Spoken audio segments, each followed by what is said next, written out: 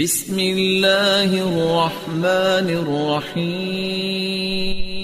اعتکاف کی اہمیت دیکھی کہ نبی اکرم صلی اللہ علیہ وسلم ساری زندگی کرتے رہے، آخری زندگی کے آخری رمضان 20 دن کیا، ایک بار نہ کر پائے تو آپ نے شوال میں مطلب رمضان کے بعد والے مہینے میں اس کو دہرایا، مطلب اس کو کیا، اس سے اس کی اہمیت پتہ چل جاتی ہے۔ اور کیوں نہ ہو آخری عشرے کی جو اہمیت اتنی زیادہ ہے، نبی اکرم صلی اللہ علیہ وسلم کا آخری عشرے میں اعتکاف کرنے کی ایک حکمت یہ بھی جو علماء لکھتے ہیں وہ یہ ہو سکتی ہے کہ اس میں لیلۃ القدر آتی ہے، اور لیلۃ القدر 1000 مہینوں سے افضل ہے، تو اس سے بہتر کیا طریقہ ہو سکتا ہے کہ لیلۃ القدر بھی مل جائے اور بندہ اعتکاف میں ہو، مطلب مکمل طور سے دنیا سے منہ موڑے ہوئے ہو اور ایک جگہ اپنے آپ کو سمٹ کر اللہ کے ذکر کے لیے اس نے جمع کر دیا ہو، اور اللہ کے ذکر اور دین کے علاوہ وہ نہ کچھ بولتا ہے نہ کچھ کام کرتا ہے۔ یاد رکھیں، اور کتنا افضل ہے نا کہ آخری عشرہ بھی پا لیا، اعتکاف بھی ہوا اور قدر بھی پا لی، شب قدر کو بھی حاصل کر لیا۔ اسی لیے نبی اکرم صلی اللہ علیہ وسلم، علماء لکھتے ہیں حکمت یہ بھی ہے کہ لیلۃ القدر پانے کے لیے جو ہے، کیوں تو آخری عشرہ ہے،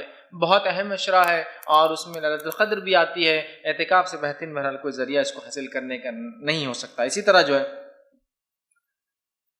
ہے لیلۃ القدر کو تلاش کرنے کا یہ بہرحال بہترین ایک ذریعہ بھی ہے۔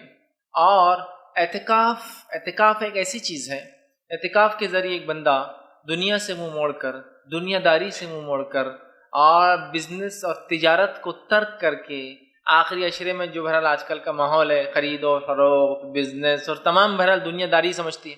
رمضان شروع ہوتا ہے، پہلا عشرہ کم دنیا داری نظر آتی ہے، دوسرا عشرہ دنیا داری بڑھ جاتی ہے، اور تیسرا عشرہ تو ایسا لگتا ہے پورا دنیا داری کے لیے۔ تیسرے عشرے میں کپڑے خریدنا ہے، تیسرے عشرے کے اندر جو ہے مینا بازار لگنے والا ہے، تیسرے عشرے کے اندر ساری راتوں میں کیا کھائیں گے اس کو ہم کو باہر جا کر طے کرنا ہے ہوٹلوں کے لیے، تیسرے عشرے کے اندر ہم کو مغزیات کہاں سے آئیں گے، رات رات بیٹھ کر عورتوں کو مغزیات کو چھلنا ہے، بنانا ہے، تلنا ہے، یہ سب کے لیے تیسرا عشرہ ہے۔ تو گویا جیسا جیسا رمضان اپنے آب اور تاب کو، اپنے ہائٹس کو پہنچتا ہے، ویسے ویسے ہم لوگ عمل کے اعتبار سے کمزوری کی طرف بڑھتے جاتے ہیں، کمزوری کی طرف بڑھتے جاتے ہیں۔ ہونا تو یہ چاہیے تھا جیسے جیسے رمضان اپنے تاب کو پکڑ رہا ہے، اپنے آخر کی طرف جا رہا ہے، اور کیوں نہ ہو کسی بھی چیز کے خاتمے پہ آدمی کو زیادہ غم ہوتا ہے نا، یا زیادہ لگاؤ ہوتا ہے، زیادہ تو چھوڑیے، آپ ایک مہینے کا رمضان چھوٹا سا ایک سفر کر رہے ہیں، آپ اورنگ آباد سے نکل کر کسی شہر پہ آپ جا رہے ہیں، تو جب وہ شہر پہ پہنچنے سے پہلے جس کے ساتھ آپ بیٹھے ہیں گو اس سے آپ نے ایک بار بھی بات نہیں کی پورے سفر میں، تو بھی اترتے وقت تھوڑا سا کچھ نہ کچھ آپ بولتے ہیں، اب میں اتر رہا ہوں یہاں، حالانکہ نہ اس سے پوچھ کے آپ کو چڑھنا ہے، نہ اس کو بول کے اترنا ہے آپ کو، لیکن ایک لگاؤ ہو جاتا ہے صرف بیٹھ کر دیکھنے کو ایک دوسرے سے۔ تو رمضان اب خاتمے کی طرف ہے اور ہم لوگ دنیا داری کے بالکل عروج پر ہوتے ہیں، گھر کی صاف صفائیاں ہیں، گھر دھل رہے ہیں، صوفوں کے کور بدلے جا رہے ہیں، دیواروں کو رونق اور رنگت کی جا رہی ہے، اور صاف صفائی ہو رہی ہے، اور عید کے لیے کیا بنے گا پلاننگ ہو رہی ہے، لیکن وہ مہینہ جس کو گزارنا ہے، جیسے جس کے بعد عید آتی ہے اس کو ویسے نہیں گزارے تو عید کا کیا معنی رہا؟ عید تو اس کی نہیں جس نے کھایا پیا اور خوب اوڑا اور خوب پہنا، عید تو اس کی جس نے تقوی اختیار کیا، اللہ سے گناہوں کی معافی مانگی اس مہینے کے اندر، اور اپنے لیے مغفرت جو اللہ سے طلب کی، جنت کا جو ہے راستہ اپنے لیے بنا لیا۔ یہ اصل بات ہے۔ بہرحال تو ہم جو ہے دیکھتے ہیں کہ ہم اعتکاف جب کرتے ہیں تو مکمل دنیا داری کو چھوڑ دیتے ہیں اور مسجد میں ایک کونا پکڑ لیتے ہیں، اللہ سے اپنا تعلق قائم کرتے ہیں۔ اور اعتکاف کے تعلق سے میں یہ بات کہوں گا، اعتکاف اللہ کی طرف رغبت اور اس سے محبت، اس سے تعلق اور اس پر توکل کا سب سے بہترین ذریعہ ہے۔ اعتکاف یہ ایک ایسی عبادت ہے جو اللہ کی طرف رغبت، محبت، تعلق اور اس پہ توکل کا سب سے بہترین ذریعہ ہے۔ تو ہمیں چاہیے کہ ہم اعتکاف کریں۔ اعتکاف کرنے سے جو ہمارا دل ہے جو کالا ہوتا جاتا ہے، سیاہ ہوتا جاتا ہے، بلیک ہوتا جاتا ہے گناہوں اور معصیتوں سے، اعتکاف بہترین ذریعہ ہے کہ سیاہ اور کالے دل کو قلب سلیم ہم بنا لیں، ایسا دل جو رب کے سامنے جھکتا۔ اعتکاف بڑا بہترین ذریعہ ہے، یہ کوئی معمولی عبادت نہیں ہے، یہ بہت اہم عبادت ہے۔ بندہ سب کچھ ترک کر کے اپنے رب کے لیے ایک کونا پکڑ لیتا ہے اور دنیا کو، تمام چیزوں کو چھوڑ دیتا ہے، رب سے توبہ کرتا ہے، ذکر اذکار کرتا ہے، تلاوت قرآن کرتا ہے، قیام کرتا ہے راتوں میں، روزے کی حالت میں ہوتا ہے، ظاہر سی بات رمضان میں کر رہا ہے، روزے کی حالت میں ہوتا ہے۔ اسی طرح جو ہے وہ اپنے رب سے گہرا تعلق قائم کرتا ہے، محبت وہ کرتا ہے، عاجزی کرتا ہے، آہ و بکا روتا ہے اپنے رب کے سامنے، معافی مانگتا ہے، گڑ گڑاتا ہے، اور بہت سارے ایسے عمل کر پاتا ہے جو عموماً گھر میں رہتے ہوئے نہیں ہو پاتے، اس لیے اعتکاف کو مسجد میں کرنے کا حکم دیا گیا۔ ٹھیک ہے، تو یہ بڑا بہترین ذریعہ ہے۔ اب آئیے اعتکاف کے تعلق سے چند باتیں آپ کے سامنے رکھنے کی کوشش کرتا ہوں۔ اعتکاف کے تعلق سے، اس کے فضائل کے تعلق سے بہت زیادہ باتیں جو ہے میرے پاس موجود نہیں ہیں، اس لیے کہ اعتکاف کے فضائل کے تعلق سے جو باتیں اکثر لکھی گئی ہیں وہ تقریباً کم و بیش ضعیف ہے۔ ہاں، یہ الگ بات ہے مسجد میں بیٹھنے کے فضائل اور تمام چیزیں ہیں، جو کہ اعتکاف میں انسان مسجد میں ہوتا ہے، روزے کی حالت میں بھی ہوتا ہے، ٹھیک ہے، لیکن خاص طور سے جو باتیں اعتکاف کرنے سے، اتنے دن سے یہ ہوتا ہے فلاں، اکثر اور بیشتر روایت تمام کی تمام تقریباً ضعیف ہے، یہ موضوع ہے، اس لیے میں جو ہے فضائل میں بہت زیادہ باتیں نہیں رکھ پاؤں گا۔ لیکن یہی کیا کافی نہیں ہے کہ نبی اکرم صلی اللہ علیہ وسلم ساری زندگی اس کو کیا، اس کے فضائل میں بیان کرنے کے لیے۔ فضائل عموماً کہتے ہیں اسپیشلی کسی چیز کے تعلق سے اس کے فائدے کیا ہوتے ہیں، لیکن چونکہ وہ نہیں ہے، لیکن یہ بھی کافی ہے کہ اللہ کے رسول نے ساری زندگی کیا، یہ اس کی اہمیت کے لیے اور اس کے فضائل کے لیے میں سمجھتا ہوں کافی ہے۔ بہرحال اب آئیے اعتکاف کا معنی کیا ہوتا ہے وہ دیکھتے ہیں۔ تو اعتکاف کا معنی ہوتا ہے ٹھہر جانا اور رک جانا، ٹھیک۔ اعتکاف کا معنی ہوتا ہے لسان العرب کے اعتبار سے، عربوں کی زبان اور ایک ڈکشنری کے اعتبار سے ٹھہر جانا یا رک جانا، مطلب ایک انسان دنیا کی کاروبار کرتا ہے لیکن اعتکاف میں بیٹھتا سب چیزوں سے اور جگہ پہ بھی ایک ٹھہر جاتا ہے اور ساری چیزوں کو بھی چھوڑ دیتا ہے، تو ٹھہر جانا، رک جانا۔ یا دوسرا معنی ہے کسی چیز کو اپنے لیے لازم کر لینا اپنے نفس پر، ٹھیک، اور اپنے آپ کو اس چیز کے لیے قید کر لینا، کسی چیز کو اپنے نفس پر لازم کر لینا کہ یہ کام میں کروں گا، اور اس کام کو کرنے کے لیے اپنے آپ کو قید کر لینا، ود ان باؤنڈریز ڈال دینا، اپنے آپ کو روک لینا، قید کر لینا، اس کو بھی کہتے ہیں اعتکاف عربی زبان کے اعتبار سے۔ اب شرعی اصطلاح میں اعتکاف کیسے کہتے ہیں، مطلب یہ تو رہا اس کا ڈکشنری میننگ، لیکن شرعی اصطلاح میں شریعت کے معنوں میں اعتکاف کیا ہوتا ہے، تو آئیے ہم دیکھتے ہیں اعتکاف کیا ہوتا ہے۔ تو اعتکاف کا معنی ہوتا ہے شرعی اصطلاح کے اندر کوئی شخص اللہ کا قرب حاصل کرنے، اس کی عبادت، ذکر و اذکار کرنے کی نیت سے مسجد میں ایک خاص مدت کے لیے قیام کرے تو اسے اعتکاف کہتے ہیں۔ شرعی اصطلاح میں کیا ہے اعتکاف؟ پھر سے سن لیجئے، کوئی شخص اللہ کا قرب، تقرب حاصل کرنے، نزدیکی حاصل کرنے، اس کی عبادت اور ذکر و اذکار کرنے کی نیت سے مسجد میں ایک خاص مدت تک اپنے آپ کو روکے رکھتا ہے، بیٹھے رہتا ہے، قیام کرتا ہے، تو اسے اعتکاف کہتے ہیں، ٹھیک ہے۔ اور جو اعتکاف کرتا ہے اسے معتکف کہتے ہیں، اعتکاف کرنے والا، ٹھیک ہے۔ اعتکاف وہ عمل اور معتکف جو اس عمل کو، اعتکاف کو کرتا ہے، ٹھیک۔ اب اس کے تعلق سے جیسا میں نے کہا صحیح سند سے بہت کم یا نہیں کے برابر روایت ہے جو اس کے فضائل میں بیان کی جاتی، عموماً جو اس کے فضائل میں روایت آتی نہیں کے برابر صحیح ہے۔ تو اعتکاف کے تعلق سے میں بہت زیادہ مخصوص فضائل کی باتیں تو نہیں رکھ پاؤں گا، لیکن ہاں یہ بات تو بالکل اپنی جگہ طے ہے کہ مسجد میں بیٹھنے کا کتنا اجر و ثواب ہے۔ آئیے ہم وہ دیکھتے ہیں کہ مسجد میں ٹھہر کر عبادت کا کیا ثواب ہے۔ روایت آتی ہے جس کے اندر یہ ہے کہ مسجد میں آپ نے فرمایا اور کہا مسجد جو ہے متقی کا گھر ہے، اور اللہ تعالیٰ نے اس شخص کے لیے جس کا گھر مسجد ہے خوشی، رحمت اور پل صراط سے گزرنا، اپنی رضامندی یعنی جنت کی ضمانت دے دی ہے۔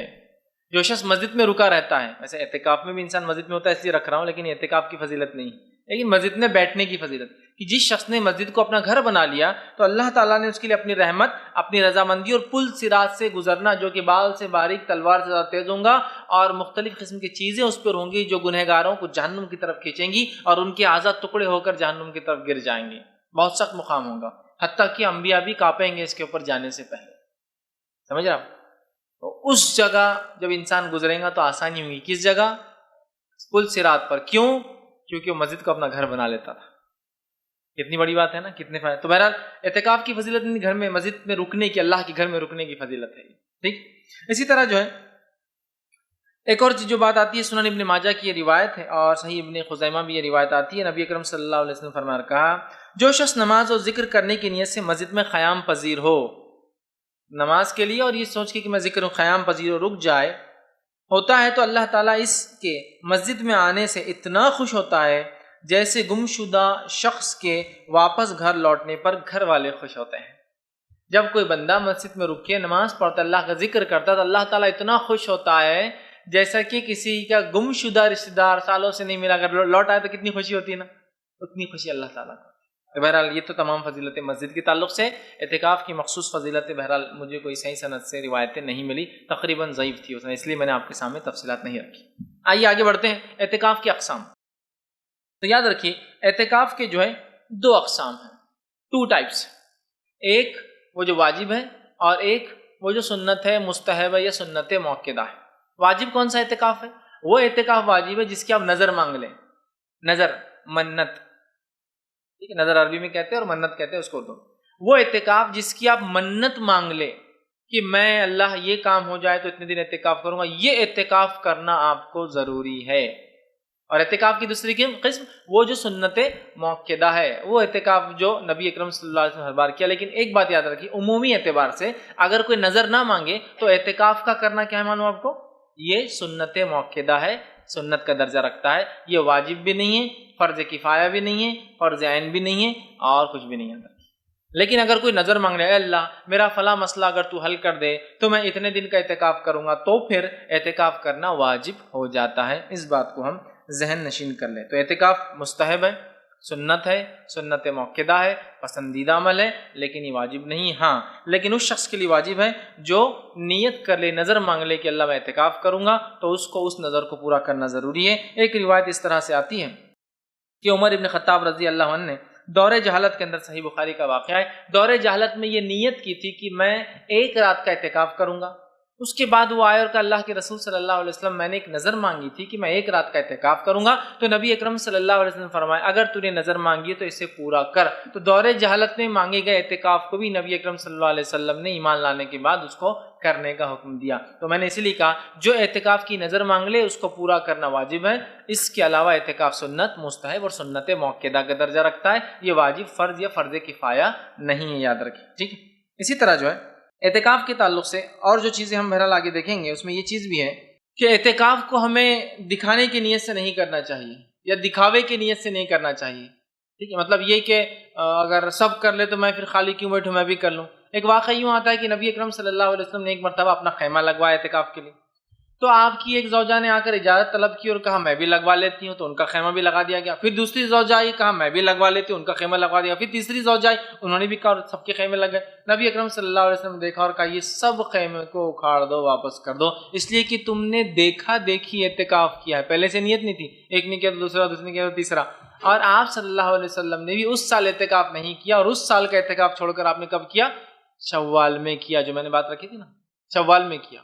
اس سے پتہ چلا کہ اعتکاف دیکھا دیکھی میں نہیں ہونی چاہیے، بلکہ اعتکاف خالص نیت سے اللہ کے لیے. ہاں علم نہیں تھا ایک الگ بات ہے، آپ نے کسی کو دیکھ کر سیکھا، لیکن ایسا نہ ہو کہ بس سب کرے تو ہم بھی کر لیتے، نہیں، بلکہ خالص اللہ کے لیے نیت کر کے کہ اللہ اس رمضان موقع ملے تو میں انشاءاللہ ضرور تیری راہ میں جو ہے اعتکاف کروں گا، مسجد میں بیٹھوں گا اور جو عبادتیں جو اعتکاف میں بہرحال وہ کرنے کی کوشش کروں گا. اسی طرح جو ہے تو اس طرح سے اس سے پتہ چلا کہ اعتکاف کو خالص نیت سے کرنا چاہیے اور اعتکاف کو کسی کو دکھانے کے لیے نہیں کرنا چاہیے. بہرحال یہ باتیں تمام ہم لوگ جانتے ہیں پہلے سے بھی. ٹھیک. اسی طرح جو ہے اعتکاف کے تعلق سے ایک چیز اور یہ ہے کہ اعتکاف کتنی مدت کا ہو یا اعتکاف کی نیت کیا ہو. تو یاد رکھیے اعتکاف کے لیے بہت سارے لوگ جو ہے بہت ساری مختلف باتیں کرتے ہیں کہ یہ نیت اعتکاف کی، اور مختلف دعائیں بھی آپ مسجدوں میں لکھی ہوئی دیکھتے ہوں گے کہ اعتکاف کی دعائیں. دیکھیے اعتکاف کے لیے نیت ہے اور نیت دل کا ارادہ ہے، اس کے لیے الفاظ ادا کرنا یہ ثابت نہیں، اور اگر کوئی الفاظ ادا کرتا تو بدعت ہو جائے گا.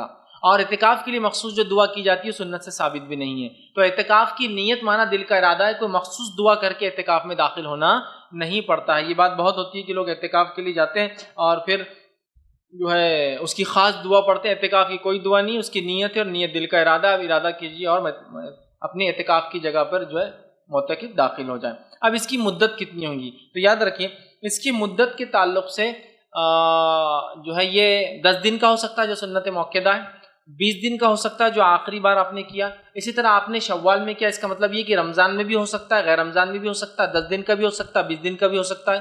عمر ابن خطاب رضی اللہ عنہ نے جو سوال کیا کہ میں نے ایک رات کے اعتکاف کی نظر مانگی تو آپ نے اجازت دی، تو پتہ چلا کہ یہ ایک رات کا بھی ہو سکتا ہے.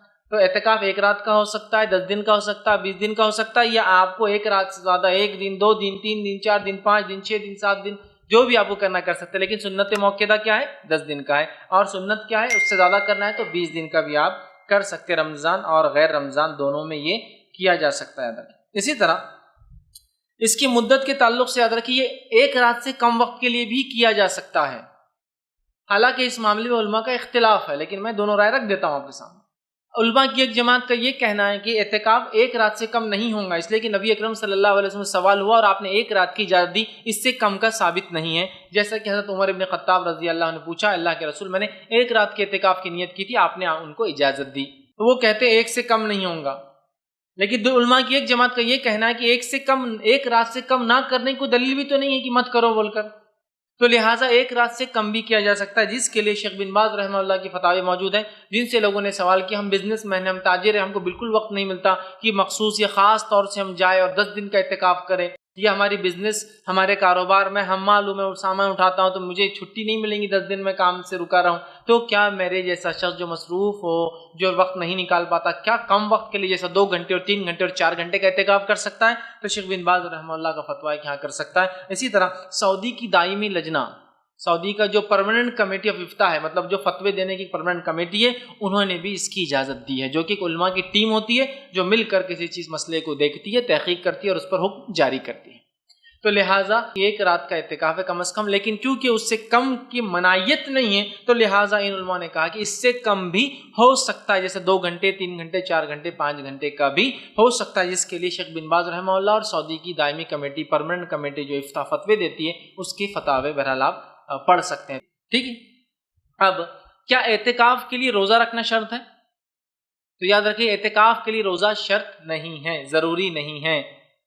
ہاں، رمضان میں جب کوئی شخص اعتکاف کرے گا تو روزے سے تو ہوں گا ہی نا، بٹ نیچرل ہے، لیکن ایسا شخص جو مریض ہو، جو روزے نہیں رکھ پاتا ہو لیکن اعتکاف کی طاقت رکھتا ہو، ایک شخص بیمار ہے، روزہ رکھنے کی طاقت نہیں لیکن اعتکاف کرنے کی طاقت ہے، مسجد میں رک سکتا ہے، ٹھہر سکتا ہے، سو سکتا ہے، خود کھا پی سکتا ہے، تو پھر وہ رکھ سکتا ہے، وہ اعتکاف کر سکتا ہے۔ یاد رکھ، اس لیے میں نے کہا اعتکاف کے لیے روزہ شرط نہیں ہے۔ ہاں، رمضان میں ہوں گا تو رمضان میں تو آپ کو روزہ رکھنا ہی ہے، تبھی تو آپ اعتکاف کریں گے، ظاہر سی بات ہے، لیکن رمضان میں بھی ایسا شخص جو اعتکاف کرنا چاہتا ہے لیکن اس کی بیماری اس کو اجازت نہیں دیتی روزے کا، تو روزہ ضروری نہیں ہے۔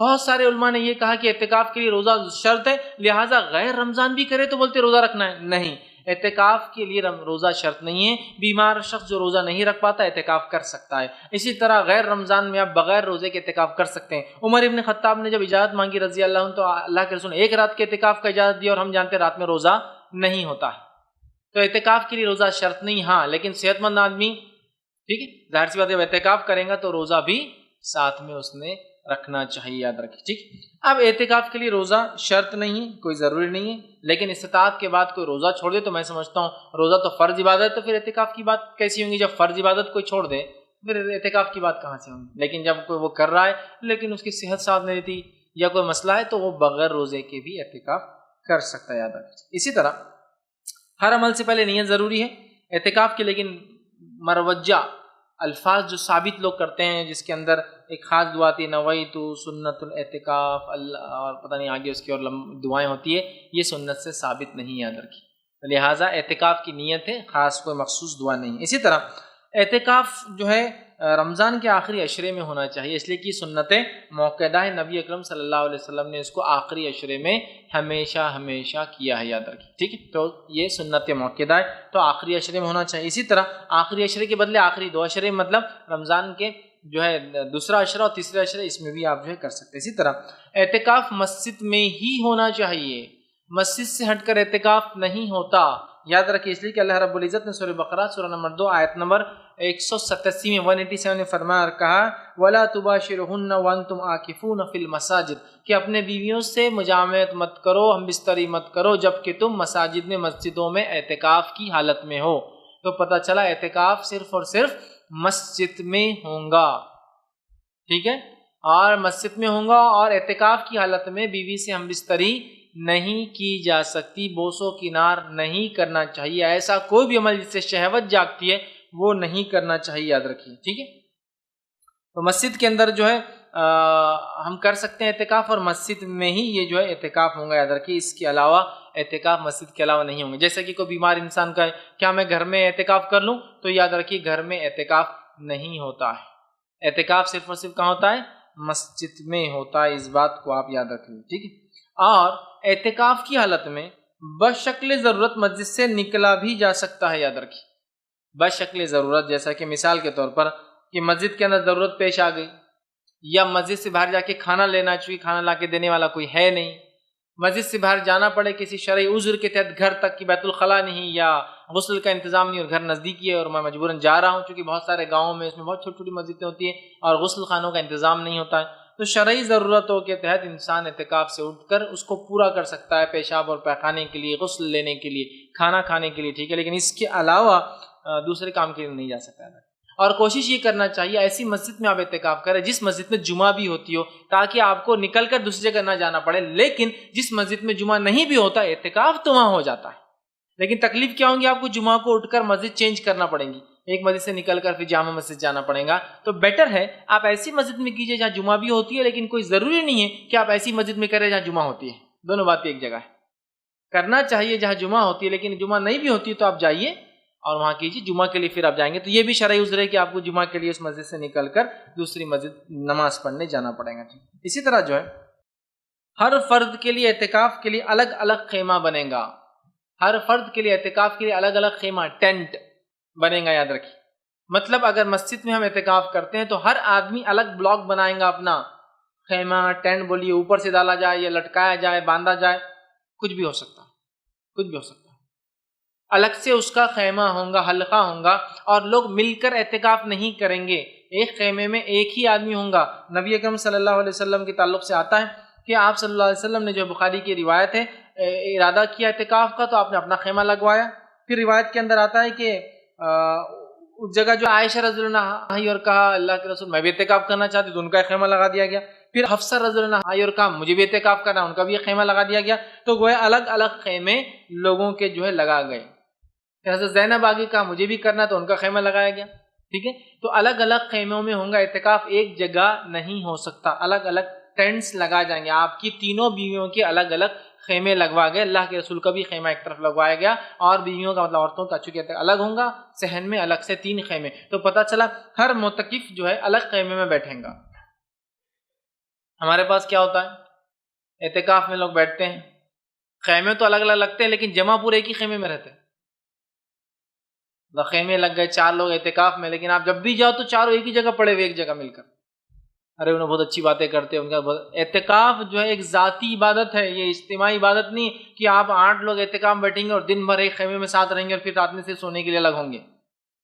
اعتکاف ایک اجتماعی انفرادی عبادت ہے جو آپ کو اپنے رب کے ساتھ تعلق، رغبت، محبت، انسیت، توبہ کرنا ہے اکیلے میں، بالکل، اسی لیے الگ خیمہ لگنا ہے، تو ہاں بس خیمے تو لگتے ہیں الگ لیکن جمع پورے ایک ہی خیمے میں پڑے ہوئے رہتے ہیں، اور صرف اللہ کا ذکر کرنا ہے، اس کے علاوہ ان خیموں میں کچھ نہیں ہوگا، اور صرف نفلی عبادتیں ہوں گی، قیام ہوں گا، قرآن کی تلاوت ہوں گی، ذکر و اذکار ہوں گا، اللہ سے توبہ بکا انسان کریں گا، یہ تمام چیزیں ہوں گی، نہ کہ وہاں بھی جا کر وہی تمام باتیں۔ میں نے دیکھا ہے بہت سارے لوگ اعتکاف میں بیٹھتے ہیں، اللہ رحم کرے، لیکن اس کا مقصد نہیں سمجھ پاتے، اعتکاف میں بیٹھے ہیں اور جب خیموں میں جائے تو سب غائب رہتے ہیں، ارے کہاں ہیں تو چھت پہ بیٹھے ہوئے، کوئی تمباکو کھا رہا، کوئی سگریٹ پی رہا، اعتکاف میں رہ کر بھی دیکھیے حرام چیزیں نہیں چھوٹ رہی ہیں، چھت پہ جا کے پھرے، معتکف بنا شرعی عذر کے اپنا وہ جو حلقہ ہے، جو خیمہ نہیں چھوڑ سکتا، یہاں سگریٹ بڑی پینے جو ہے چھت پہ جا رہے ہیں یا مسجدوں کے حماموں کو خراب کر رہے ہیں، سمجھ رہے ہیں؟ تو اگر ہمارا اعتکاف ہم کو حرام کاری سے نہیں چھڑوا رہا ہے، ہمارا اعتکاف ہم کو جو ہے بری باتوں سے، بری عادتوں سے، غیبت سے، چغلی سے، اعتکاف میں بیٹھے اور پورے سال بھر کی بزنس پلاننگ کر لے رہے وہاں، تم بھی آ جاؤ میں بھی آ جاتا، اعتکاف میں مسجد میں بیٹھ جائیں گے، مسجد اچھی ہے، کھانا اچھا آتا، اور آس پاس کے لوگ بہت مالدار ہے، سب چیز اچھا بالکل سیٹل ہو جاتا، امام صاحب بھی تیزی سے پڑھ لیتے تو پون گھنٹے میں تراویح بھی ختم ہو جاتی، بعد میں اپنے کو پڑھے رہنا اور پورے سال بھر کا بزنس پلاننگ کر لیں گے، یہ اعتکاف نہیں۔ کچھ جگہ اعتکاف رسمی طور سے منایا جاتا ہے، اور رسمی طور سے کیا ہے، میں گھر سے کوئی اعتکاف میں نہیں بیٹھا، کیسا گھر ہے کوئی اعتکاف میں نہیں بیٹھا، تو وہ گھر والے بولتے اگلے سال بیٹے تم کو بیٹھنا ہی پڑے گا، یہ کفارہ ہے سب کی طرف سے، تو لوگ پوچھتے ہیں نا ہم سے، بہت برا لگتا ہے، دیکھو ان کے گھر سے 3 بیٹھے، ان کے گھر 4 بیٹھے، ہمارے گھر سے کچھ نہیں تو تم تو بلی کے بکرے بنو گی، بیٹھوں گی، اور بولتا میرے کو نہیں بیٹھنا پڑے گا، خاندان میں نام نہیں رہے گا۔ خاص طور سے اگر آپ آج کے دور میں بھی مختلف علاقوں میں ایک گھر سے کوئی نہیں بیٹھا تو پکڑ کے جاتے کو جانا ہی پڑے گا، اس لیے کہ پورے شہر میں بدنام ہو جا رہے ہیں، اعتکاف ہمارے گھر سے کوئی نہیں کرتا، اور یہ دکھاوے کے لیے، اس لیے میں نے شروع میں کہہ دیا نا، وہ جو حضرت صحابیات نے، جو امہات نے دیکھا دیکھی میں خیمہ لگایا تھا، اللہ نے پورے اٹھا دیا، اٹھاؤ تم سب نے دیکھا دیکھی میں خیمہ لگایا، اور اس صلی اللہ کے رسول نے بھی اعتکاف نہیں کیا، پھر اس کے بعد کب کیا، اس رمضان نہیں کیا اور شوال میں کیا، دیکھا دیکھی نہیں، لوگ کیا بولیں گے نہیں، سب کر رہے تو ہم کر رہے نہیں، ایک گھر سے ایک تو جانا چاہیے نا، لیکن لوگ کیا بولیں گے اپنے کو، نہیں، اعتکاف خالص اللہ کے لیے ہونا چاہیے. اس کے لیے الگ الگ خیمے ٹینٹ ڈالے جائیں گے اور بندہ اپنے رب سے تعلقات جوڑے گا اس میں. اسی طرح جو ہے معتکف خیمے میں کب داخل ہو، وہ خیمہ جب لگیں گا ٹینٹ تو اس میں جائیں گا کب، وہ بھی بڑا اہم چیز ہے. تو کب جائیں گا یہ سن لیجیے. معتکف ویسے حدیث میں آتا ہے کہ جو شخص اعتکاف کرے، ابو داؤد کی روایت ہے، آپ صلی اللہ علیہ وسلم جب اعتکاف میں بیٹھتے تو فجر کی نماز پڑھ کر اپنے خیمے میں اور ٹینٹ میں داخل ہوتے ہیں.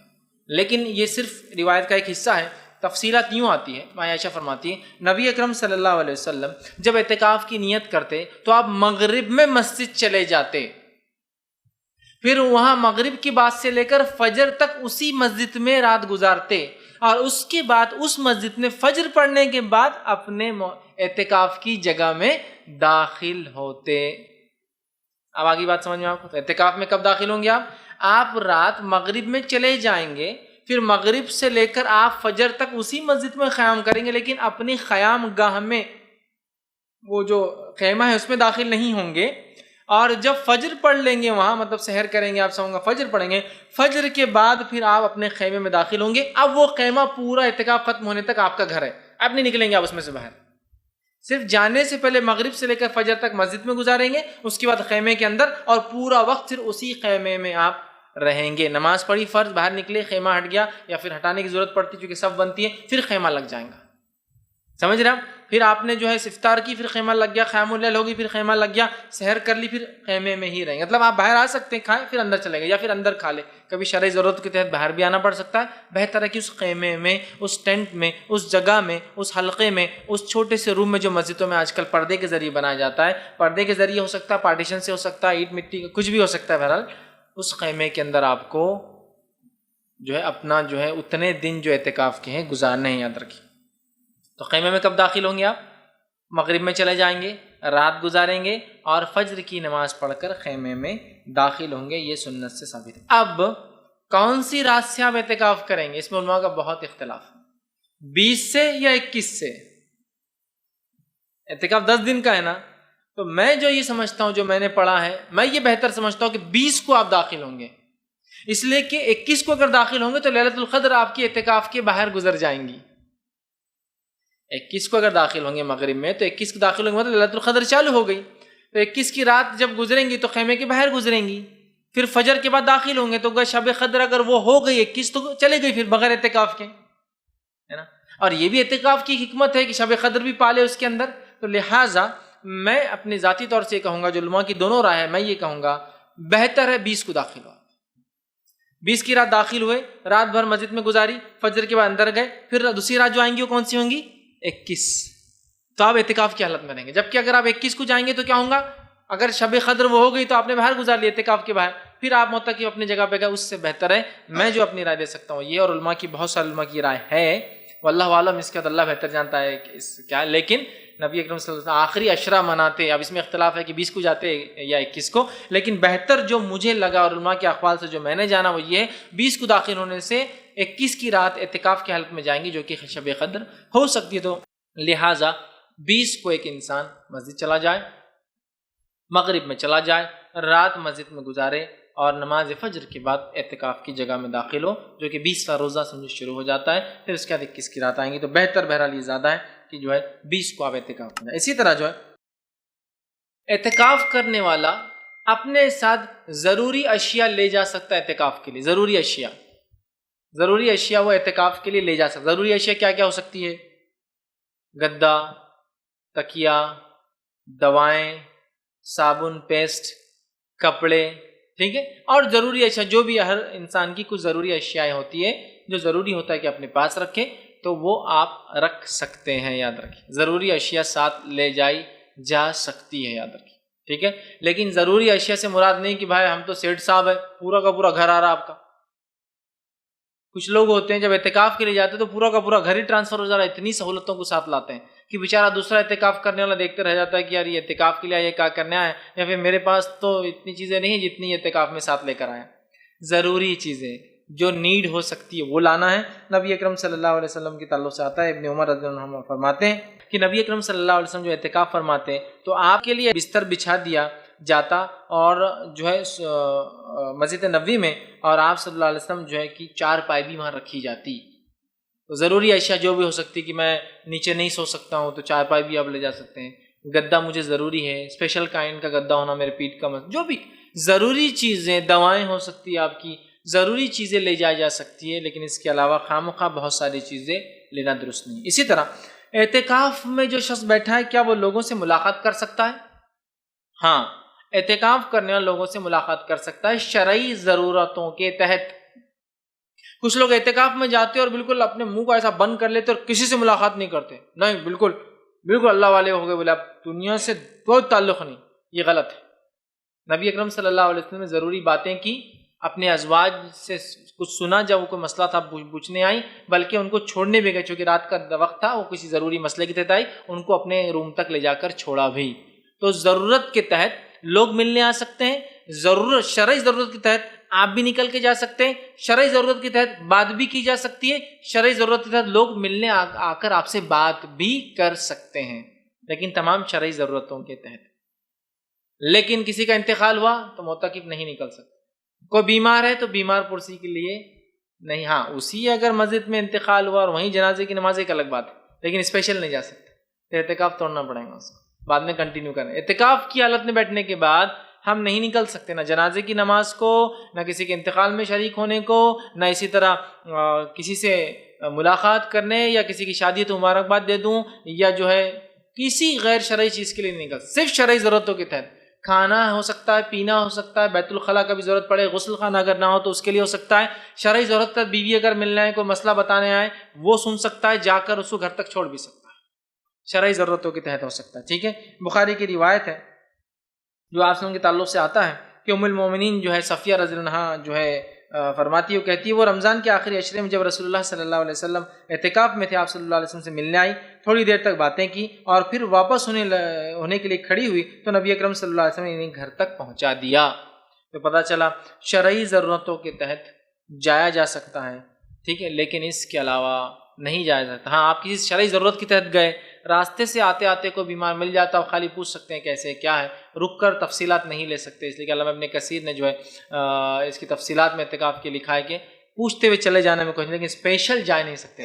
اعتکاف والا معتکف انسان نکل نہیں سکتا، ضرورت کے تحت بات کر سکتا ہے، لوگ اس سے ملنے آ سکتے ہیں، اسی طرح ضرورت کے تحت وہ بھی باہر جا سکتا ہے اور کوئی اس سے ملنے اندر بھی اس کی جگہ پر آ سکتا ہے، یاد رکھیے، اور بات بھی کی جا سکتی ہے۔ جیسا مثال کے طور پر کوئی کسی ذمہ دار انسان ہے اور ظاہر سی بات ہے وہ اتنے دن لوگوں سے ٹوٹ کر نہیں رہ سکتا، اس لیے کہ لوگوں کے تعلقات اس سے جڑے ہیں، معاملات جڑے ہیں، تو لوگ ظاہر سی بات ہے پوچھنے آئیں گے اس سے، ظاہر سی بات ہے شرعی ضرورتوں کے تحت وہ بات چیت کر سکتا ہے۔ اسی طرح جو ہے اعتکاف کی حالت میں اپنی بیوی سے ہم بستری درست نہیں ہے، ٹھیک ہے، اور اس تعلق سے جو ہے اللہ رب العزت نے سورہ بقرہ آیت 187 میں فرمایا وَلَا تُبَاشِرُهُنَّ وَعَاكِفُوا وَأَنْتُمْ عَاكِفُونَ فِي الْمَسَاجِدِ، ٹھیک ہے، تِلْكَ حُدُودُ اللَّهِ فَلَا تَقْرَبُوهَا، ٹھیک ہے، کہ اللہ نے فرمایا کہ جب تم مسجدوں میں اعتکاف کے لیے بیٹھو تو اپنے بیوی سے مجامعت مت کرو، ان سے ہم بستری مت کرو، اس لیے کہ اللہ کی حدیں ہیں اور اس کے قریب بھی مت جاؤ، تو لہٰذا اس سے پتہ چلا اس حالت میں ہم بستری کرنا درست نہیں ہے۔ عبداللہ ابن عباس رضی اللہ عنہ کے قول کے مطابق فرماتے ہیں اعتکاف کرنے والے پر مجامعت ہم بستری کرنا حرام ہے۔ اسی طرح جو ہے امام مجاہد رحمۃ اللہ علیہ، امام قتادہ رحمۃ اللہ علیہ، مقاتل رحمۃ اللہ علیہ، ان تینوں کا قول یہ ہے کہ جو شخص حالت اعتکاف میں ہم بستری کریں گا وہ حرام عمل ہوگا، مطلب وہ عمل کرنا ہوتا ہے، اعتکاف میں ہم بستری کرنا اس شخص کے لیے حرام ہوگا۔ عبداللہ ابن عباس کا قول بھی ہے اور ان تینوں علماء کا قول بھی یہ ہے، اور تفسیر ابن کثیر میں آپ اس کی تفصیلات اس آیت سورہ بقرہ سورہ نمبر 2 کی آیت میں 187 میں تفصیلات دیکھ لیا، جس میں امام ابن کثیر نے بہت سارے اقوال نقل کیے۔ تو اس حالت میں ہم بستری نہیں کریں گے، اور علامہ ابن کثیر آگے لکھتے ہیں ہم بستری بھی نہیں کریں گے اور ہر وہ عمل سے بچیں گا جو ہم بستری کی طرف لے جاتا ہے، بوس و کنار کرنا، نزدیک بلانا، سمجھ رہے آپ، ہر وہ عمل، ہاں شرعی ضرورت کے تحت بیوی شوہر کو چیز دے سکتی ہے، کوئی چیز لگا سکتی ہے، وہ ایک الگ بات ہے، لیکن وہ وہ چھونا جو ہے شہوت کی غرض سے نہیں ہوگا، ضرورت کی غرض سے ہوگا، وہ چھونا کسی فزیکل ڈیزائر کے لیے نہیں ہوگا بلکہ فزیکل نیڈ کے لیے ہوگا، مطلب ضرورتوں کے تحت ہوگا۔ جیسا کہ ایک روایت میں آتا ہے کہ ماں عائشہ رضی اللہ عنہا فرماتی ہے اور کہتی ہے نبی اکرم صلی اللہ علیہ وسلم حالت اعتکاف میں تھے اور میری طرف آپ نے سر جھکایا اور میں نے آپ کے سر میں جو ہے کنگھی کر دی، حالانکہ میں حیض کی حالت میں تھی۔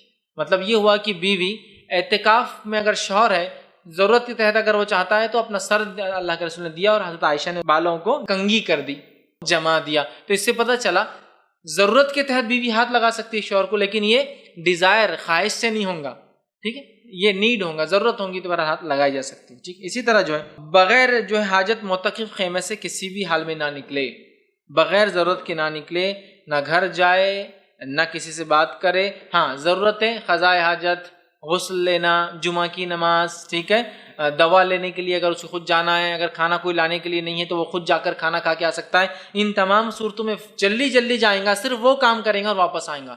ان تمام صورتوں میں جو شرعی عذر ہے صرف جائیں گا، عذر کو پورا کریں گا اور واپس آ جائیں گا، رکیں گا نہیں کہ اب چلو آت ہو گئے تھوڑا کچھ اور بھی کر کے آتے، گیا اپنا عذر پورا کیا، اپنی ضرورت پوری کی اور واپس آ گیا۔ اسی طرح آخری عشرے میں زیادہ سے زیادہ عبادت جو ہے انسان کو چاہیے کہ وہ آخری عشرے میں کرے، اس لیے کہ نبی اکرم صلی اللہ علیہ وسلم کے تعلق سے آتا ہے کہ نبی اکرم صلی اللہ علیہ وسلم آخری عشرے میں بہت زیادہ عبادت کرتے ہیں، اور روایتوں میں یوں آتا ہے، صحیح بخاری اور صحیح مسلم کی متفق علیہ روایت ہے، رمضان کے آخری عشرہ آتا تو ماں عائشہ فرماتی ہے نبی اکرم صلی اللہ علیہ وسلم جو ہے اپنا تہبند پوری طرح کس لیتے، اپنا تہبند نیچے کا حصہ جو انسان باندھتا ہے پوری طرح کس لیتے، معنی یہ نہیں کہ فزیکل کس لیتے، معنی یہ ہے کہ وہ بولتے ہیں نا اردو میں کمر بستہ ہونا، تیار ہو گیا، فٹ ہو گیا کسی کام کے لیے۔ تو نبی اکرم صلی اللہ علیہ وسلم آخری عشرے کے اندر اسپیشل جو ہے عبادتیں کرتے تھے، اعتکاف کرتے، صدقات اور خیرات کی کثرت کرتے، قیام اللیل زیادہ سے زیادہ کرتے، تلاوت قرآن آپ کثرت سے کرتے، اور ہر رمضان آپ ایک قرآن پورا جبرائیل علیہ السلام کو سنایا کرتے، تو کثرت سے کرتے۔ تو آخری عشرے میں ہمیں بھی چاہیے کہ ہم کثرت سے خوب عبادتیں کریں۔ ماں عائشہ فرماتی ہے، صحیح مسلم کی روایت ہے، آپ فرماتی ہے، کہتی ہے رسول اللہ صلی اللہ علیہ وسلم رمضان کے آخری عشرے میں اور دنوں کی نسبت عبادت میں بہت زیادہ محنت کرتے۔ عام دنوں کے مقابلے میں نبی اکرم صلی اللہ علیہ وسلم رمضان کے مہینے میں بہت کثرت سے محنت کرتے عبادت کے معاملے میں، تو ہم نے بھی کوشش کرنا چاہیے کہ ہم کثرت سے وہ کریں۔ اب عورت کے اعتکاف کے تعلق سے کچھ باتیں، ٹھیک، عورت کے اعتکاف یاد رکھیے تو عورت بھی اعتکاف کر سکتی ہے جیسا مرد اعتکاف کر سکتے ہیں۔ نبی اکرم صلی اللہ علیہ وسلم سے یہ بات ثابت ہے، صحیح بخاری کی روایت ہے، آپ صلی اللہ علیہ وسلم کی ازواج مطہرات بھی اعتکاف کیا کرتی تھی، ٹھیک ہے، بلکہ آپ صلی اللہ علیہ وسلم کی زندگی میں بھی کیا اور آپ کی وفات کے بعد بھی وہ اعتکاف کرتی رہی، ٹھیک ہے۔ اور حدیث کے الفاظ یوں ہیں، ام المومنین عائشہ رضی اللہ عنہا نے آپ صلی اللہ علیہ وسلم سے اعتکاف کی اجازت طلب کی اور آپ نے اجازت دے دی، بخاری کی روایت میں آتا ہے، آپ نے اجازت مانگی، آپ نے دے دی۔ اس طرح صحیح بخاری اور صحیح مسلم کی ایک اور حدیث میں آتا ہے کہ آپ صلی اللہ علیہ وسلم نے انہیں اجازت دی کہ انہوں نے مسجد میں خیمہ نصب کیا۔ ایک اور روایت میں ہے کہ آپ صلی اللہ علیہ وسلم ہر رمضان میں برابر اعتکاف فرماتے تھے، حتیٰ کہ اللہ تعالیٰ نے آپ کو اٹھا لیا، ہر رمضان کرتے تھے اور امہات بھی کرتی تھی ساتھ میں۔ اسی طرح ایک اور روایت میں آتا ہے کہ جو ہے آپ صلی اللہ علیہ وسلم کے وفات کے بعد بھی جو ہے امہات المومنین اعتکاف کرتی تھی، صحیح بخاری صحیح مسلم کی روایت ہے۔ مطلب اعتکاف نبی کی زندگی میں ازواج نے کیا، اعتکاف نبی کی زندگی کے بعد ازواج نے کیا، اور دونوں ہی صورتوں میں اعتکاف کہاں کیا؟ مسجد میں، زندگی میں مسجد میں، زندگی کے بعد بھی مسجد میں۔ صحیح بخاری کی روایت ہے، رسول اللہ صلی اللہ علیہ وسلم کے ساتھ ایک زوجہ جو ہے جن کا ام سلمہ آتا ہے اس میں بہرحال غالباً، انہوں نے جو ہے اعتکاف کیا اور وہ استحاضہ کی حالت میں تھی، مطلب ایسی حالت میں بھی ازواج مطہرات اعتکاف نہیں چھوڑتی تھی۔ استحاضہ، دیکھیے حیض کی حالت میں یا نفاس کی حالت میں اعتکاف نہیں ہو سکتا، لیکن استحاضہ وہ کیفیت ہوتی ہے کہ عورت کو حیض نہیں آتا لیکن حیض کے بدلے بغیر کسی عذر کے خون نکلتا جو بیماری کی وجہ سے ہوتا ہے، اور جو خون حیض کا ہوتا بھی نہیں، استحاضہ۔ تو استحاضہ میں بھی امہات جو ہے اعتکاف کیا کرتی تھی۔ میں اس کے امپورٹنس بتانے کے لیے کہہ رہا ہوں کہ عورتیں بھی اعتکاف کر سکتی ہیں، لیکن عورتوں کے اعتکاف کے لیے کچھ کنڈیشنز ہیں۔ کنڈیشن فرسٹ کیا ہے؟ سب سے پہلی کنڈیشن یہ کہ شوہر یا ذمہ دار، شوہر ذمہ دار مطلب والد، بھائی، جو جس کی ماتحت وہ رہتی ہے، اس کے گارجین جس کو بولیں گے، اس کے اجازت کے بغیر عورت اعتکاف نہیں کر سکتی۔ اس کی دلیل یہ ہے کہ ماں عائشہ رضی اللہ عنہا نے جو بخاری کی روایت ہم نے ابھی دیکھی اس میں آتا ہے کہ آپ نے اعتکاف سے قبل اللہ کے رسول سے اجازت طلب کی اور آپ نے اجازت دے دی، تو پتہ چلا شوہر کی اجازت کے بغیر بیوی اعتکاف نہیں کر سکتی۔ اور امام شافعی اور امام احمد بن حنبل رحمہ اللہ ان کے قول کے مطابق وہ کہتے ہیں کہ شوہر کی اگر بغیر اجازت کے کوئی عورت اعتکاف کر لے تو اس کو پورا حق اختیار ہے شوہر کو اس کا اعتکاف توڑا کر اس کو واپس لائے، چونکہ اعتکاف نفلی عبادت ہے۔ اور ایک حدیث واضح ہے جس میں آپ صلی اللہ علیہ وسلم نے فرمایا عورت نفل روزے بغیر شوہر کی اجازت کے نہ رکھے، تو پتہ چلا نفلی عبادت کے لیے کیا چیز ضروری ہے؟ شوہر کی اجازت۔ تو شوہر اس کا اعتکاف توڑا بھی سکتا اگر بغیر اجازت کرے تو، ٹھیک ہے، امام شافعی امام احمد بن حنبل کا یہ قول ہے۔ اسی طرح دوسرا کام جو کرنا ہوں، کنڈیشن وہ یہ ہے، جس مسجد میں عورت اعتکاف کے لیے بیٹھتی ہے وہاں یہ چیز ضروری ہے کہ مرد اور زن کا، عورت اور مرد کا اختلاط نہ ہو، مطلب سپریٹ مسجد ہو، سپریٹ مصلی ہو، سپریٹ طہارت خانے ہو، سپریٹ غسل خانے ہو، سپریٹ نماز کا پورا مکمل انتظام ہو۔ مسجد میں کریں گی اور مسجد میں سپریٹ ساری چیزیں اس کے لیے ہونا چاہیے، اور ان سب پر بدرجہ اولا اس کی حفاظت کا کمپلیٹ نظم ہونا چاہیے، ورنہ ایسا نہ ہو کہ بیچاری اعتکاف کے لیے جائے اور کسی فتنے میں پھنس جائے۔ کمپلیٹ سیگریگیشن جس کو کہیں گے، مکمل طور سے اس کا انتظام، غسل کا، کھانے کا، پینے کا، پلس پروٹیکشن بھی ہو۔ ایسے لوگ یا ایسے مرد دروازوں پر موجود ہو جو کنٹینیوس پروٹیکشن کرتے رہے اس مسجد کا، چونکہ اندر خالی عورتیں، اندر مرد نہیں جا سکتا، ضرورت ہے ان کی حفاظت کی بھی۔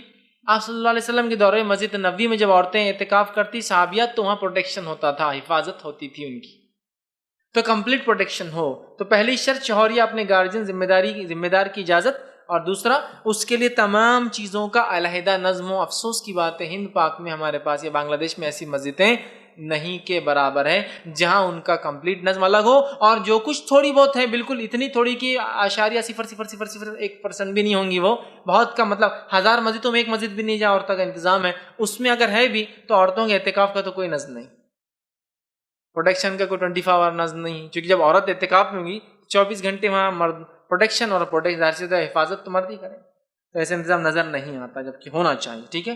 لہٰذا یہ دو کنڈیشنز عورتوں کے سامنے۔ اسی طرح کیا عورتیں گھر میں اعتکاف کر سکتی ہیں؟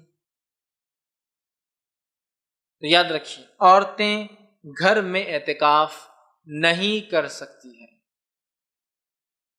عورتیں گھر میں اعتکاف نہیں کر سکتی، کہ تو اللہ نے فرمایا کہ تم اپنی بیویوں سے مباشرت نہ کرو جب تم مسجد میں اعتکاف میں ہو۔ امام ابو حنیفہ کے ایک قول کو چھوڑ کر کسی عالم نے یہ نہیں کہا کہ گھر میں اعتکاف ہو سکتا ہے۔ امام ابو حنیفہ کے ایک قول کو چھوڑ کر کسی عالم نے نہیں کہا کہ عورت کا اعتکاف مسجد کے علاوہ ہو سکتا ہے۔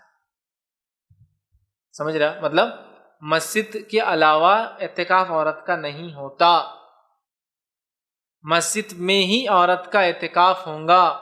اگر مسجد میں نظم نہیں ہے تو عورت اعتکاف نہیں کریں گی، اس بات کو یاد رکھیں۔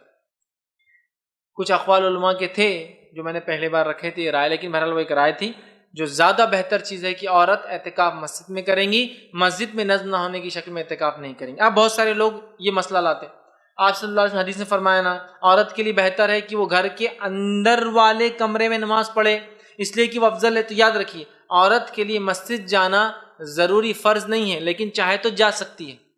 عورت کے لیے جمعہ کی نماز فرض نہیں ہے، لیکن چاہے تو پڑھ سکتی ہے۔ نبی کے زمانے میں عورتیں مسجد میں بھی آئی، عورتوں نے گھر میں بھی نماز پڑھی، بات صحیح ہے، لیکن نبی کے زندگی میں آپ نے ساری زندگی اعتکاف کیا، ساری زندگی میں امہات المومنین یا دوسری صحابیات میں سے کسی ایک کو بھی آپ نے نہیں کہا کہ تم گھر میں کر لو۔ وہ صرف نماز کا مسئلہ، اعتکاف کا نہیں۔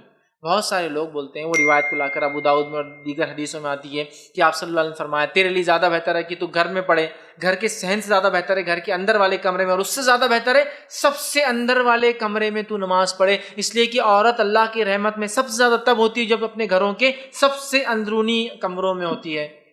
تو یہ بات بالکل صحیح ہے، یہ بات بالکل صحیح ہے کہ نماز کے لیے عورت کے لیے مسجد جانا فرض نہیں ہے، لیکن میرے بھائی نبی اکرم صلی اللہ علیہ وسلم نے امہات المومنین آپ کی زندگی میں بھی مسجد میں اعتکاف کرتے رہی، آپ کی زندگی کے بعد بھی اعتکاف کرتے رہی۔ اگر اس کی اجازت ہوتی کہ گھر میں رہے تو اللہ کے رسول ضرور بیان کر دیتے، اور میں سمجھتا ہوں عورتوں کا مردوں کے مقابلے میں گھر میں زیادہ رہنا زیادہ ضروری ہے، ان کی ضروریتیں زیادہ ہوتی ہے گھر میں، اور ان کو گھر سے نکلنا زیادہ تکلیف دیتا ہے مردوں کے مقابلے میں۔ دیکھیے آپ کو سفر میں جانا ہے، بیگ اٹھا کر چلے گئے، عورت کو سفر میں جانا ہے تو بہت ساری چیزوں کا اس کو انتظام، نظم، بچوں کے دودھ کا کیا انتظام ہوگا، فلاں چیز کا مسئلہ کیا ہوگا، میں مہینے کی کس حالت کے اندر ہوں، فلاں کیا ہوگا، کس جگہ جا رہے وہاں انتظام ہوگا نہیں ہوگا، طہارت خانہ عموماً عورتیں نہیں جا سکتی، اکثر مردوں کے لیے بنے ہوتے ہیں، سمجھ رہا؟ تو کتنی پلاننگ ہوتی ہے اس کی۔ تو مردوں کے مقابلے میں عورتوں کو تو زیادہ تکلیف ہوتی ہے گھر سے باہر نکلنے میں، لیکن اس کے باوجود بھی امہات المومنین ساری زندگی مسجد میں کرتی رہی، اور نبی کے دنیا سے جانے کے بعد بھی وہ مسلسل کرتی رہی۔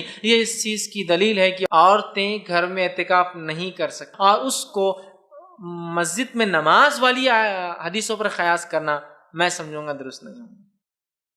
وہ نماز کے لیے، چونکہ نماز واجب اور فرض نہیں ان کے لیے مسجد میں، تو لہٰذا گھر کے اندر پڑھے۔ لیکن اعتکاف کے معاملے میں آپ نے کبھی کسی عورت کو یا صحابیہ کو یا امہات کو یہ نہیں کہا کہ تم یہاں کے بدلے گھر میں کیوں نہیں کر لیتی ہو۔ اگر جواز ہوتا تو آپ کہہ دیتے، لہٰذا میں یہ کہوں گا ان کو جو ہے گھر سے باہر نکلنے والے عورتوں کو، حالانکہ زیادہ مشقت ہوتی ہے مردوں کے مقابلے میں، پھر بھی نبی اکرم صلی اللہ علیہ وسلم نے اپنی ازواج کو اسی میں کرایا مسجد نبوی میں، اور پوچھ کے جاتی تھی، اور اسی طرح آپ کے گزرنے کے بعد بھی ان کے خیمے اور ٹینٹس ہر رمضان میں لگا کرتے تھے۔ لہٰذا اس سے پتہ چلا کہ اعتکاف عورت کا صرف اور صرف مسجد میں ہوگا، مسجد میں نہیں کر سکتی تو یہ عبادت ان کے لیے پھر نہیں ہے، یاد رکھیے۔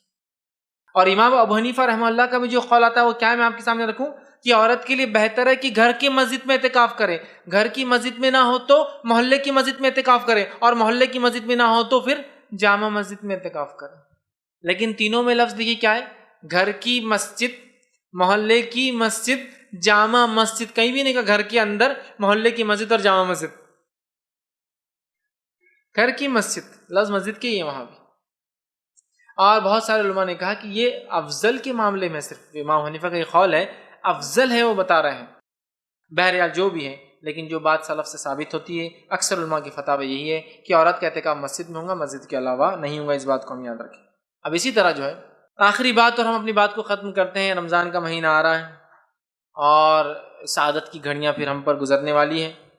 کوشش کریں کہ اس پورے مہینے کو ہم خوب عبادت میں گزاریں، اللہ کی حمد و ثنا کریں، اس کی بڑائی بیان کریں، ذکر و اذکار کریں، تلاوت قرآن کریں، اور روزوں کو مکمل رکھ کر ان کو کمزور کرنے والے اعمال سے بچتے رہیں۔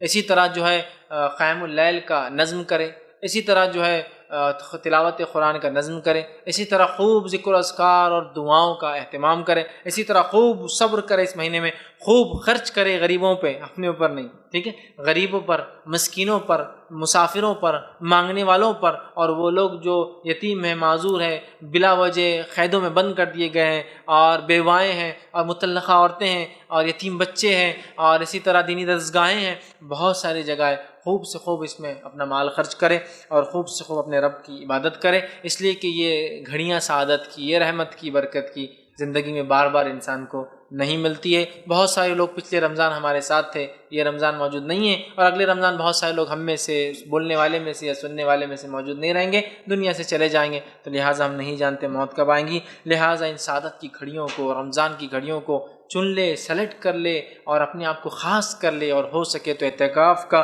ضرور نظم کرے، اور جھوٹ سے، غیبت سے، چغلی سے، کینہ سے، اور بغض سے، اور تکبر سے، اور برائی سے، ہر قسم کی بری عادتوں سے، اور گالی اور گلوچ سے، کسی کے بارے میں برا سننا، برے خیال کرنا، برے کرنے کی ارادے رکھنا، ان تمام سے اور بری عادتوں سے اپنے آپ کو پاک کرے، اور اس رمضان کے مہینے کو ایک ایسا ٹریننگ کا مہینہ بنا دے کہ یہ ٹریننگ سے جب نکلے تو ایک بھٹی سے جیسا سونا گزرتا ہے تو اور پاک ہو کے اور صاف ہو کے میل کچل نکل جاتا ہے، گزرے، اور رمضان بھٹی کی طرح ہو، ہمارے گناہوں سے، معصیت سے، اور اتنی چیزوں سے ہمیں پاک کر دے، اور یہ مہینہ ہمیں صاف کر دے، اور ایک نیا انسان بنا دے کہ لوگوں کو دیکھ کر لگے ہاں واقعی میں رمضان گزرا، یہ آدمی بدل گیا، اعتکاف کیا اور اس کی زندگی بدل گئی، ورنہ اعتکاف تو ہر سال ہو رہا ہے، زندگی کا معمول بدلتا ہوا نظر نہیں آ رہا ہے۔ اعتکاف کو بیٹھے تو معمول بدل گیا، اعتکاف ختم تو وہی چغلی، غیبت، دھوکہ دینا، دھوکہ دہی، بندوں کے حق ماننا، رشتوں کو توڑنا سب چالو ہے۔ تو اگر ایسا ہوا، اور اگر اعتکاف کے ذریعے بھی ہم اصلاح نہ کر پائے، رمضان کے ذریعے بھی اصلاح نہ کر پائے، تو اس کا معنی یہ ہوا کہ واقعی میں بہت ہی گھٹیا انسان ہم ہو چکے ہیں کہ اتنا ٹریننگ پیریڈ دینے کے بعد، بھٹی سے گزرنے کے بعد بھی میل کچل نکل نہیں رہا ہے، اس لیے کہ ہم نے واقعی میں ان مہینوں کی یا ان دنوں کی اہمیت کو نہیں پہچانا۔ رمضان ہر سال آ رہا ہے، رسمی طور سے آ رہا ہے، رسمی طور سے چلا جا رہا ہے، کسٹمری آ رہا ہے، بس کسٹمری چلا جا رہا ہے، اعتکاف کر رہے ہیں لیکن زندگی بدلتے نظر نہیں آ رہی۔ رمضان شروع ہوا تو ماشاءاللہ چہرے کالے کالے نظر آنے لگے، ہے نا، اور بڑھتے رمضان کے آخر تک تو کبھی کبھار جو بیچارے صاحب تھے، لوگ بول رہے آپ کی چھوٹے بھائی میرے سے ملتے تھے، بولتا نہیں چھوٹے بھائی نہیں میں ہی ہوں۔ اچھا آپ بھی ہے کہ ماشاءاللہ چہرہ ایسا ہو گیا کہ میں تو پہچان ہی نہیں سکا آپ ہے، اور اس کے بعد عید کے دن مل گئے تو پھر وہ بولتا آپ کے بڑے بھائی ملے تھے، بولتا نہیں بڑے بھائی نمائش تھا وہ بھی، ارے آپ کی داڑھی کہاں گئی؟ نہیں وہ رمضان تھا نا، ہو گیا رمضان۔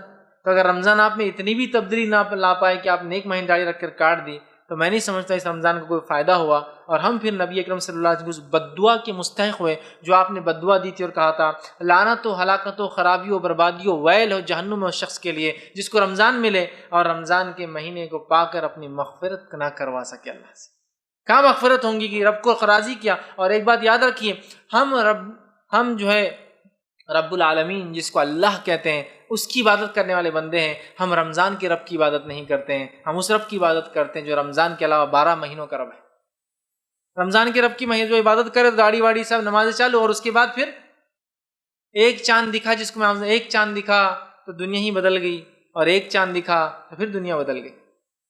ابھی چاند دکھیں گا ایک تو مسجدیں پورنے والی نہیں ہے، پھر ایک چاند دکھیں گا مہینے بھر کے بعد، پھر مسجدیں جو ہے دیکھ کر افسوس ہوئیں گے کہ یار کہاں گئے لوگ. سب مسجدیں بھی پکاریں گی کہاں گئے وہ لوگ، یا گمشدہ کی تلاش، کہاں گئے وہ لوگ جو اتنے آتے تھے میرے اندر، بھر گئی تھی راستے بند کرنا پڑ رہے تھے، ہے نا. تو ایسا نہ ہو، ایک چاند دیکھے زندگی میں تبدیلی آئی تو یہ تبدیلی اگلے چاند تک چلیں گی. پھر رمضان آیا، جو کمی تھی پھر ریچارج ہو گئے ہم، پھر اگلے رمضان تک، اور اس رمضان کچھ گناہ چھوڑ کے کچھ نیکیوں کو اختیار کیا، اگلے رمضان تک پھر کچھ گناہ چھوڑے، پھر کچھ نیکیوں میں اضافہ کیا، اگلے تو ہر رمضان ہم کو اچھا اور ہائی گریڈ انسان بناتا جا رہا ہے، ایک ایمان کے درجے میں بلند بلند بلند کرتا جا رہا ہے، نیکیوں میں بلند کر رہا ہے، اور گناہوں کے معاملے میں ہمیں پیچھے لاتا جا رہا ہے. لیکن ہر رمضان آ رہا، ٹریننگ تو ہو رہی، فائدہ کچھ نہیں. اگر آپ کو کوئی چیز سکھانے کے لیے ٹریننگ اسکول میں ڈالا جائے، 30 دن تو آپ بہت اچھا کام کریں، اور جیسی پاس ہو کر سرٹیفکیٹ میں اسی دن غلطی کر لے تو آپ کیا کہیں گے؟ یہ ٹریننگ بیکار اور فالتو تھی، یہ ٹریننگ بیکار اور فالتو تھی. تو اسی طرح نہ ہو جائے. اور کسی کہنے والے نے ایک بڑی اچھی مثال دی تھی کہ ایک مرتبہ ایک گھوڑا تھا، اس گھوڑے کو یہ گندی عادت تھی کہ جب پیشاب کرتا تو سونگتا. تو ایک بار کیا ہوا، ایک سوار جا رہا، دوسرا سوار بھی ساتھ تھا، اس نے کہا تیرے گھوڑے کو کیا پرابلم ہے؟ تو کہا بہت غلیظ گھوڑا ہے، ہر بار پیشاب کرتا ہے تو سونگنے کی عادت ہے. تو اس ایک گھوڑ سوار نے جو بہت سخت قسم کا تھا کہا تم اترو گھوڑے پہ سے، میں بتاتا اس کو. اب وہ سخت قسم کا گھوڑ سوار تھا، گھوڑا جیسی پیشاب کر کے سونگتا ایسا مارتا اس کو کہ گھوڑے نے سمجھ گیا پیشاب کرے سونگنا نہیں ہے، تو ویسے سیدھا چلتا رہا. اب گھوڑ سوار بہت سخت تھا تو گھوڑا ڈر گیا، چلتے رہا، بہت دور تک چلا. تو اب وہ جو گھوڑ سوار بیٹھا تھا اس نے بازو والے سے کہا اب تمہارا گھوڑا لے لو، ماشاءاللہ اس کو اب عادت ہو گئی، اب یہ پیشاب کر کے سونگتا نہیں. جیسے یہ سوار اتر کے اپنے گھوڑے پہ گیا اور پرانا سوار جس کا گھوڑا تھا اس پر بیٹھا، گھوڑا پھر بھاگنے لگا واپس، اور پوری جگہ جہاں جہاں پیشاب کیا سونگنے لگا پھر جا کر. تو کہ ویسا نہ ہو جائے ہمارے ساتھ بھی. رمضان آیا تو جھوٹ بند، تکبر بند، چوری چکاری بند، گالی گلوچ بند، غیبت بند، پڑیا بند، تمباکو بند، چھیڑ چھاڑ بند، ہے نا، سب بند. اور رمضان گزرا، ایک مہینے کی کسر نکالنے کا اپنے کو تو پوری، روز 2 پڑیا کھاتا تھا اب 4 کھاؤں گا، چونکہ 1 منتھ تب پورا 1 منتھ کا نکالوں گا. ایسا ہو جائے گا تو پھر وہی گھوڑے کی مثال ہوں گی جو سیدھا چلتا رہا جب تک گھوڑ سوار سخت تھا، جیسی گھوڑ سوار نرم آیا تو پھر پورے پیشاب سونگنے بھاگا واپس. تو ایسا نہ ہو جائے کہ گناہ چھوڑ کے نکل گئے پھر بھاگو گناہ کی طرف. ٹھیک ہے، تو یہ رمضان چینج والا مہینہ، ایک گولڈن آفر چل رہا ہے، اس آفر کو صحیح سے فائدہ اٹھائیے. جیسا دنیا کے آفرز کا فائدہ اٹھاتے ہیں نا، 40% آ گیا بھاگو، 45 آ گیا اور تیز بھاگو، 50 آ گیا اور بھاگو، 70% آ گیا اور بھاگو، ہے نا، 70+20 اتنے پرچیز پہ اتنا، تو کیسے بھاگتے ہیں ہم؟ گولڈن آفر ہے نیکیوں کا، لے لیجئے. اور اعتکاف خاص طور سے اگر کر سکتے تو کریں، اور اس اعتکاف کو اپنے دل کو پاکیزہ بنانے، اپنے نفس کو پاکیزہ بنانے کا ذریعہ بنا دے، رب سے محبت، رب سے توبہ اور استغفار کا ذریعہ بنا دے. چونکہ بندہ اکیلے میں ہوتا ہے 10 دن، اکیلے میں ہوتا ہے 20 دن اعتکاف کے، تو اپنے رب سے وہ تعلق قائم کر سکتا ہے. اس لیے میں نے کہا نا، رب سے رغبت، تعلق قائم کرنا اور محبت اور توکل کا سب سے بہترین ذریعہ اعتکاف ہے. تو کوشش کریں اعتکاف میں بیٹھ کر اپنے رب سے جو کمزور تعلق ہمارا ہو گیا ہے، اس تعلق کو، اس جوڑ کو ہم مضبوط کریں، اور اپنے دین کو خوب سمجھے عمل کریں. اور پھر غیر رمضان بھی اس کی چھاپ اور اثر اگلے رمضان تک باقی رہے، اور سال در سال زندگی میں آنے والا ہر رمضان ہم میں کچھ نہ کچھ چینج لانے والا رمضان بن جائے. اسی پر میں اپنی بات کو ختم کروں گا. اللہ رب العزت سے دعا ہے کہ اللہ سبحانہ تعالیٰ جو کچھ کہا سنا گیا اس عمل کی توفیق عطا فرمائے. ہم تمام کو رمضان کا صحیح فائدہ اٹھانے کی توفیق عطا فرمائے. ہم سب کو اعتکاف کرنے کی توفیق عطا فرمائے، اور اعتکاف کا صحیح فائدہ اٹھانے کی توفیق عطا فرمائے. جب تک ہمیں زندہ رکھے، اسلام اور ایمان پر زندہ رکھے، خاتمہ ہمارا ایمان پر ہو. وآخر دعوانا الحمدللہ رب العالمین. سبحان ربک رب العزت عما یصفون وسلام علی المرسلین والحمدللہ رب العالمین.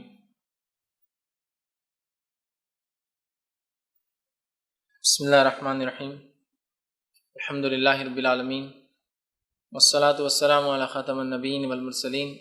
رب اشرح لی صدری ویسر لی امری واحلل عقدۃ من لسانی یفقہوا قولی. السلام علیکم فیض بھائی. میرا سوال ہے، جنرلی یہاں پر 3 دن اور 10 دن کا کنسیپٹ ہے، تو اس میں منیمم کتنا ہو سکتا، میکسیمم کتنا ہو سکتا؟ اور اس کے علاوہ مطلب دن کے کچھ گھنٹے ایسے ہوتے ہیں کہ جو ایون سنڈیز کو بھی موبائل رکھنا ہی پڑتا ہے، یوز کرنا ہی پڑتا ہے جاب کی وجہ سے، تو کیا اعتکاف میں ये जायज़ होगा?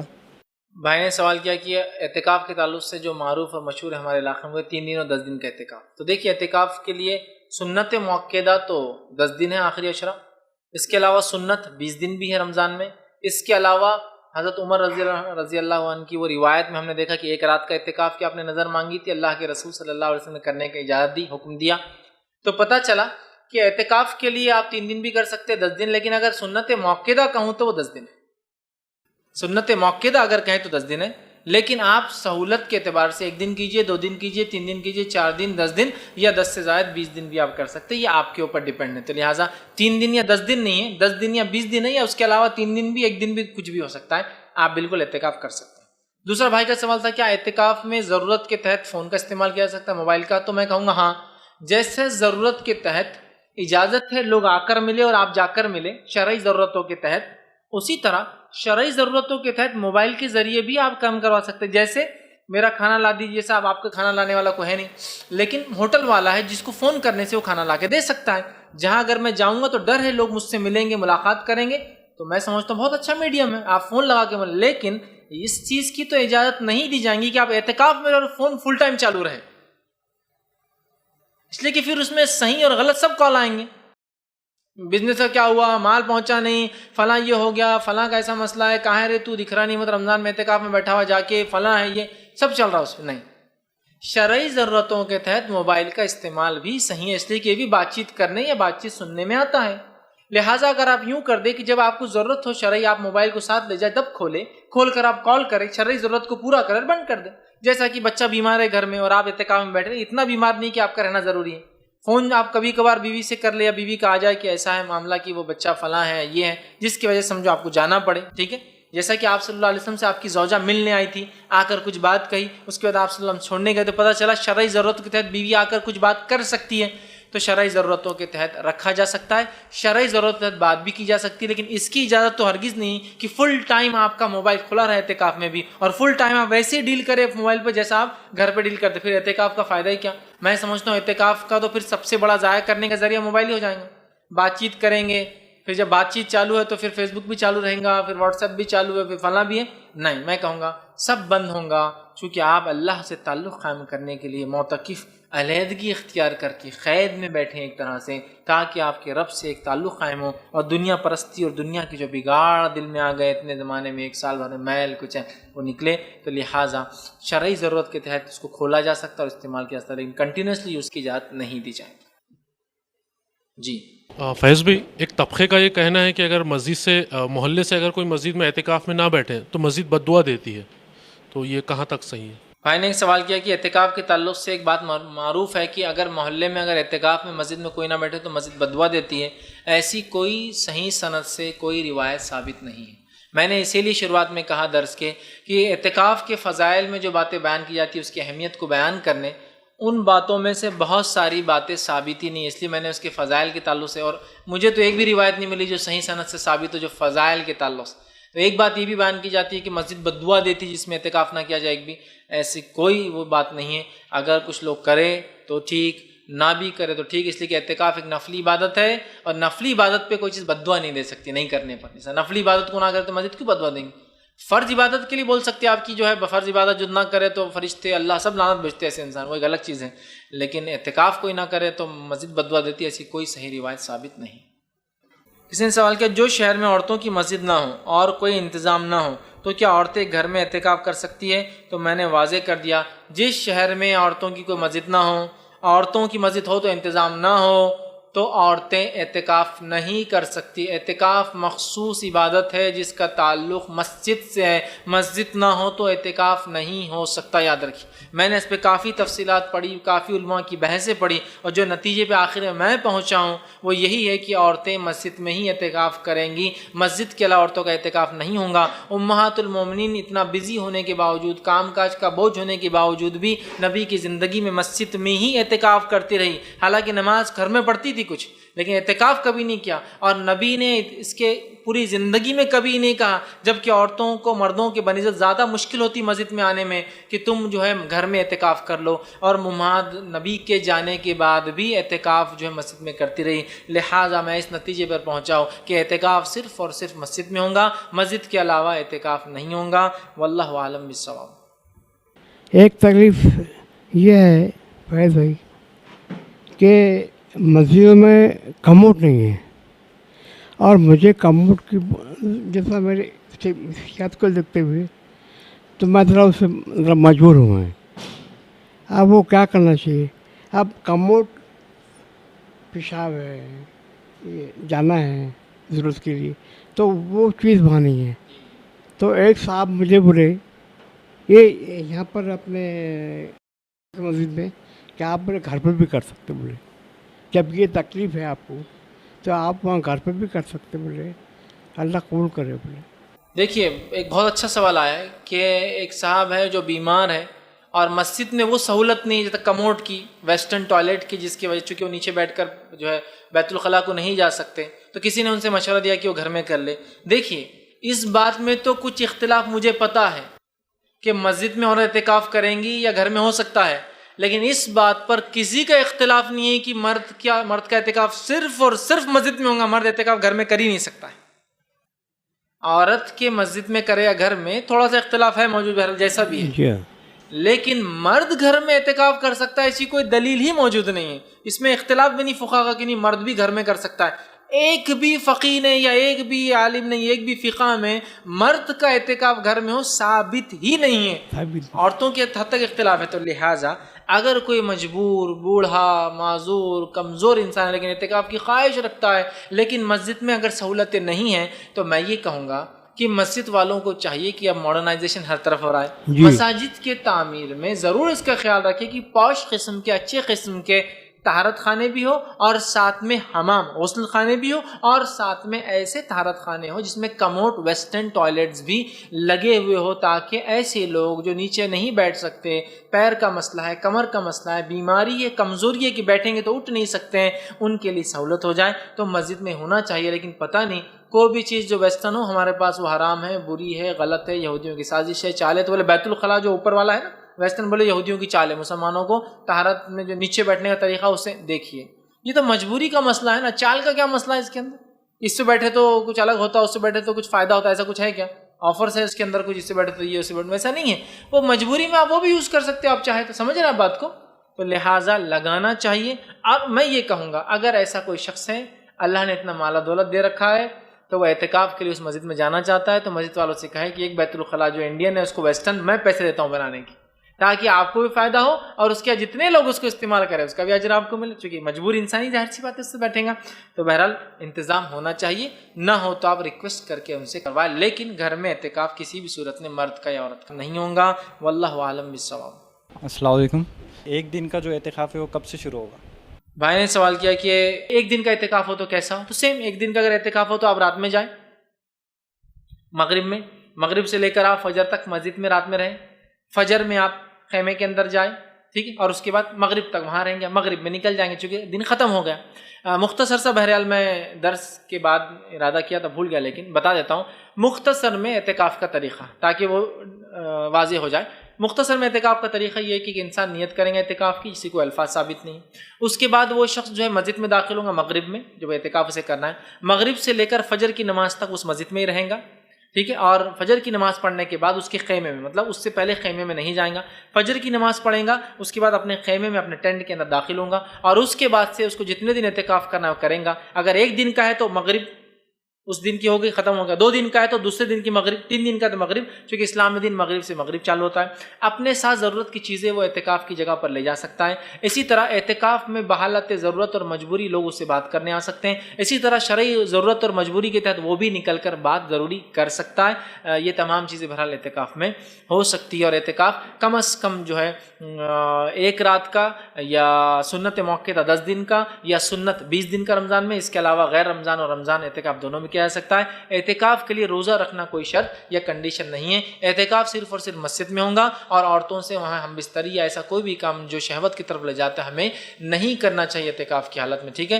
اور اعتکاف کے اندر بحالت مجبوری بات کیا جا سکتی ہے. کوشش کریں کہ اعتکاف ایسی مسجد میں کریں جہاں جمعہ کی نماز ہوتی ہے, تاکہ آپ کو نکل کر دوسری مسجد میں جانے کی ضرورت نہ پڑے. اعتکاف کرنے والا اس چیز کا بھی خیال رکھے کہ مسجد کے اندر بیت الخلاء اس کا انتظام ہو, اگر نہ ہو تو پھر شرعی ضرورتوں کے تحت وہ گھر جا کر یہ کام کر کے واپس بہرحال آ سکتا ہے. تو یہ تھا مختصر میں اعتکاف کا طریقہ.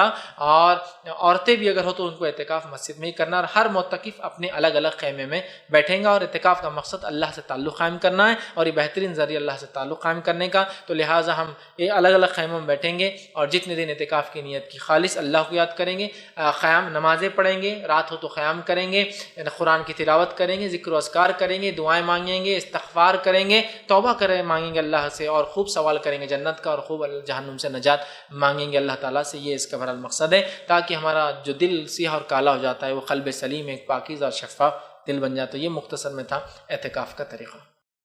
کسی نے سوال کیا, is it compulsory to complete the recitation of the Quran at least once in the month of Ramadan. کسی نے سوال کیا کیا رمضان میں ایک بار قرآن ختم کرنا جو کمپلیٹ کرنا کمپلسری ضروری واجب ہے؟ تو یاد رکھیے رمضان کے مہینے میں نبی اکرم صلی اللہ علیہ وسلم ایک قرآن ختم کرتے سنت ہے. جس سال آپ نے وفات پائی اس سال آپ نے 2 بار قرآن ختم کیا, ٹھیک ہے. تو لہٰذا قرآن کم از کم ایک قرآن, زیادہ سے زیادہ ایک سے زیادہ آپ 2 قرآن بھی ختم کر سکتے ہیں رمضان میں, اس سے زیادہ بھی آپ چاہیں تو کر سکتے ہیں, مسئلہ نہیں ہے. لیکن کمپلسری اور ضروری نہیں ہے, مستحب اور سنت ہے, ریکمینڈڈ ہے کہ آپ ضرور کرنے کی کوشش کریں, لیکن واجب اور فرض نہیں ہے. اور کوشش کریں کہ اس کو قیام میں راتوں کی نماز میں کمپلیٹ کریں, نہ ہو سکے تو بہرحال پھر تلاوت کی شکل میں بھی آپ ختم کر سکتے ہیں. اس سے ڈر سے اعتکاف میں نہیں بیٹھتے کہ وہ جنوں کا جیسا ان کی ایک پرٹیکولر عبادت کی جگہ ہوتی ہے, وہاں آئے تو وہ پھینک دیتے, ایسا کرتے, یہ ایک ڈر ہے. اور کچھ لوگوں کا ایسا ڈر ہے کہ ایک ٹائم پہ تہجد, سمجھ لو آج صبح میں 4 بجے تہجد پڑھے, کنٹینیو وہ ٹائم پہ کنٹینیو پڑھتے رہے تو اس کا لاس ہوتا ہے. ایون یہاں تک بولتے اگر کوئی پریگننٹ عورت کنٹینیو سمجھ لو پرٹیکولر ٹائم پر ہی تہجد پڑھے تو اس کا بچہ نارمل نہیں ہوتا ہے. تو اس پہ تھوڑی روشنی ڈالیں.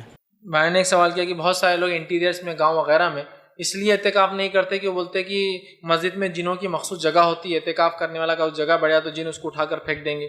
یا پھر یہ بھی وہ بیان کرتے کہ تہجد تو کوئی مخصوص وقت پہ رات میں نہ پڑھے, اگر ایسا کوئی کنٹینیوسلی کرا تو جن تکلیف دے سکتے ہیں, اور حاملہ عورت ہو تو حمل کو ضائع بھی کر سکتے ہیں.